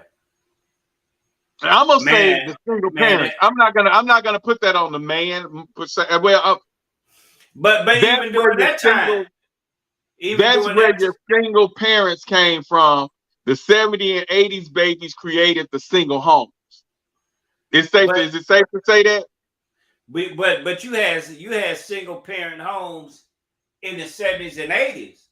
It's just them parents had help back then. Them parents had their family, they had the street, they had the neighborhood to help raise their children. I know with me, though I was raised in a single parent household, man, I had the neighbor next door, I had my aunties, kill mother. That's the village. That village whooped my ass, and then I got my ass whooped from my mama after the village to whoop my ass. So if I wanted to do some dirt, you know what I'm saying? Even when we had the neighbors next door knew not to do nothing in front of my mama or knew not to do nothing in front of my aunts because they gonna whoop their ass and then they gonna tell their parents and their parents. That's the village. The village grew up during that time in the 70s and 80s. The village died out in the late 80s, early 90s. Right. And that's the village died out. And like I said on the previous podcast, the village disappeared when the men start touching on the little girls and vice versa, touching on the boys. That got rid of the village. Right. We stopped. He said, "What stopped the village? What stopped the village from correct man? Because the women didn't want nobody saying nothing to their children, and they didn't want nobody saying nothing to their. Because if I had a child right today, and they over Black House, man, my mother used to say, whoop his ass if he get out of line, then tell me because I'm gonna whoop his ass." Right. And you can't touch a child now. You can't touch a child now, and women don't want the child can be running all over the stove. I seen one child, man, pull his pants down, just pissing all in the stove. The woman didn't do anything. She got mad at the manager. They had to put her out. He said, I remember in junior high, grown men picking up little girls. That's true. That was going on too. They didn't want the age group. We all saw that. Yeah. But like we say, that's all was part of the village breaking down. Yeah. He said, oh, okay, see, is the village fault? Is it the village fault? The village stopped the village. That's true. You had some old it was a number of things that stopped the village. But the main thing that stopped the village was when that parent say, don't you put your damn hands on my child. Right. That was the beginning of stopping the village, because we weren't able to correct the neighbor's child. You weren't able to correct the neighborhood child. Right. And so when they stepped up and started saying, don't you put your damn hands on my child, you better not put your damn hands on them. When they said that ended the village right there. Right. That's right. So now we turned a blind eye, and we just telling people what we saw. Man, they went over there and they broke in Miss Johnson's house. I seen them gunning. I called the police, but they took forever to get there, and that was Sister Sadie and them son. Mm-hmm. You know what I'm saying? But they stayed out of it. But back in the day, they would say, boy, what you doing over there? Get out them people yard. Now you say that, they gonna tell you to go to hell. Then they gonna tell they mama or daddy that you said something to them, and they gonna be ready to fight. So, and or recording and posting on Facebook. That's true. That's what they doing now. They gonna record it now. Ain't nobody saying nothing. Ain't nobody stopping nothing. It ain't dealing with me. So why should I worry about it? That's the mentality of the new breed. And then these youngsters, they coming about gunning for you. They coming with guns and killing your family. They don't want you saying nothing to them. You say, and then they cry about ain't nobody, I don't got no mentor. But you're killing the mentor. Somebody say something to you, try to correct you. You don't want to hear it. So now it's resentment. And then it's this ageism. You too old. You can't tell me what to do. I do what I want to do, but you misguided. You're not my mama. You're not my daddy. You ain't my daddy. You ain't doing things at that also is the reason why marriages are down too, because you have these single parents with these children that they can't control, and then that man, he'll have sex with her all day. He'll come in the back door and beat her down all day. But when it comes to him stepping up, taking on the role as a step parent, a lot of men ain't not with that. Right. That's true. A lot of men not with it. And so that's another reason why marriages are down. So, and why it's not a goal, because men sitting back looking like, when I take on this family, I have to take on her and her kids. Right. That's And if she half-ass respecting him as it is, why should he marry into that? But if the sex good, just keep on beating it down and leave, and it be what it is. Put the kids to sleep before I get there. Right. That's what it's getting to. That's real. I'm gonna reset the room, man. We just want to thank everybody for coming out, man. We getting ready to land this plane, man. We had legendary OZ. We started the 318 Legends tonight, and we're going to keep it moving. We starting the first Thursday of every month. I think we're gonna go every 2. We're just trying to pilot it right now, man. We want to thank everybody for coming out, for commenting. Lawrence McNeil, you crazy as all that though. We got Jimmy. Jimmy Winfield is an actor, man. So he does his thing, Black. He's an actor. He acted in a couple commercials and some movies. My homeboy, I went to school with it. What's her name? Advance. Yeah. Thank you for commenting. Chanel, thank you for commenting. All those that commented, we appreciate you. Lotus, yeah. So thank you for commenting. We appreciate y'all for everything. Now, Stasia said she wish it was on Wednesday. It used to be on Wednesday. Yeah, yeah, we had to move it around based on working on some schedules. Availability. Yeah, availability. So we appreciate you. We finna get ready to land this plane. I see that runway. What you got? What's your closing remark, Black? I just feel like once that cheating die down and more respect, people start respecting each other for who and what they are. Stop painting the red flags bright orange. Accept people for who they are.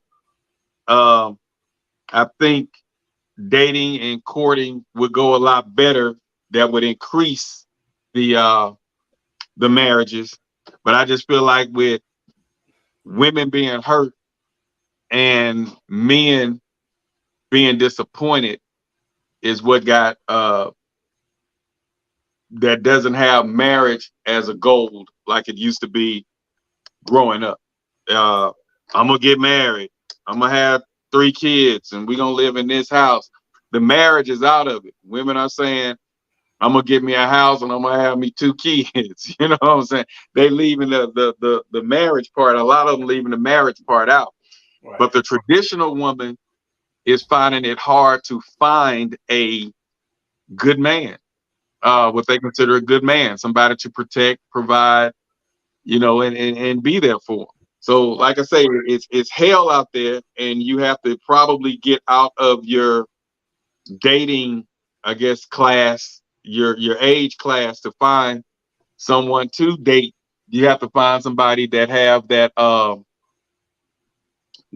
traditional, because a lot of the world today, they go with what's present. They go with the trend, then what's now trending. If it's poly, that's trending. If it's homosexuality, that's trending. That's what a lot of them going with trends instead of saying, hey, if man and woman married with children work for 300,000 years, you know what I'm saying? If it ain't broke, don't fix it type thing. Right. But Right. people get bored, and television and social media pushes things on us, and a lot of people are curious and they want to try different things. I understand that, but accept the consequences that comes with that, which means you may not find traditional love, you may not find unconditional love, um, you may not find love as grandma, great grandma, or if your mom and dad had a great relationship, you may not find that today going the other way. So that's what I feel like that happened to the marriages is not to some it's still a goal, but then a lot of the ones who say it's a goal likes the wedding and not looking forward to the work that it takes to put into the marriage. They like the dress. Yeah. They like the They don't want to work. they like the showmanship. Mm-hmm. They like the accolades. They like the everything that comes with the wedding. But now when it's time to work on this marriage, they sitting there like, I can't. Why did I even do this? Yeah. So it's hell. It's hell out there now, man. Yeah. It's rough. It's rough. Like Big Kill say, rough. But yeah, that's a decline. I just feel like more people need to accept people for who they are and bring love back. The lust is not working, and they're cheating at an all-time high. It's a difficult time right now to be dating and courting. That's all I'm saying. But that's how I feel about it. On your closeout, what you think? Man, I just want to, I just know what, and I got to bring God into the equation, is that what He set up, it works. And God give us our own free will for us to work it, because He gave us our free will. He loved us enough to let us exhaust our own foolishness. And we're seeing that our own free will is kind of destroying us. And I hope that we can get back to the basic tenements of family, marriage. I'm always going to be for that, because at the end of the day, everybody needs somebody. Because when you get 70, 80 years old, 60 years old, and you in that bed by yourself, and you don't have nobody, and you may not be able to take care of yourself, you ain't going to think about no lust. You ain't going to be thinking about running to this and fro. So it's Are using about that role. right, or it's about survival.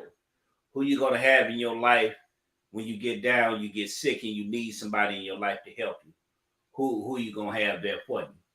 So that's what I look at, man, and that's starting with myself. You gotta find somebody that you can settle and find the best parts of them that can really help them and show them love.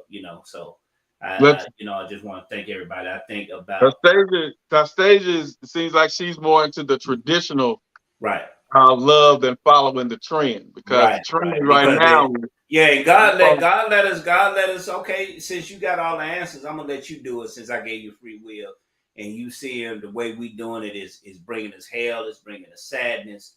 He set things up, and he tell us no for a reason. So with that, man, we want to thank everybody, just for being a part of this. Black Land is playing. yeah, we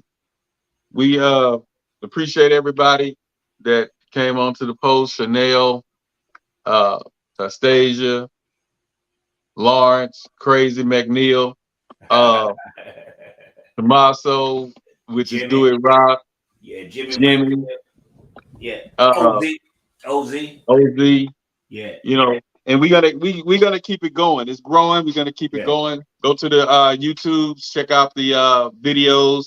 If you see something you like it, share and subscribe. But yeah, we're gonna keep it coming, man. Speak on It podcast. It's happening, so we might as well speak on it. And We tune out, in baby. next Thursday night, same That's it. time, same channel. We out. Peace. Holla. Out.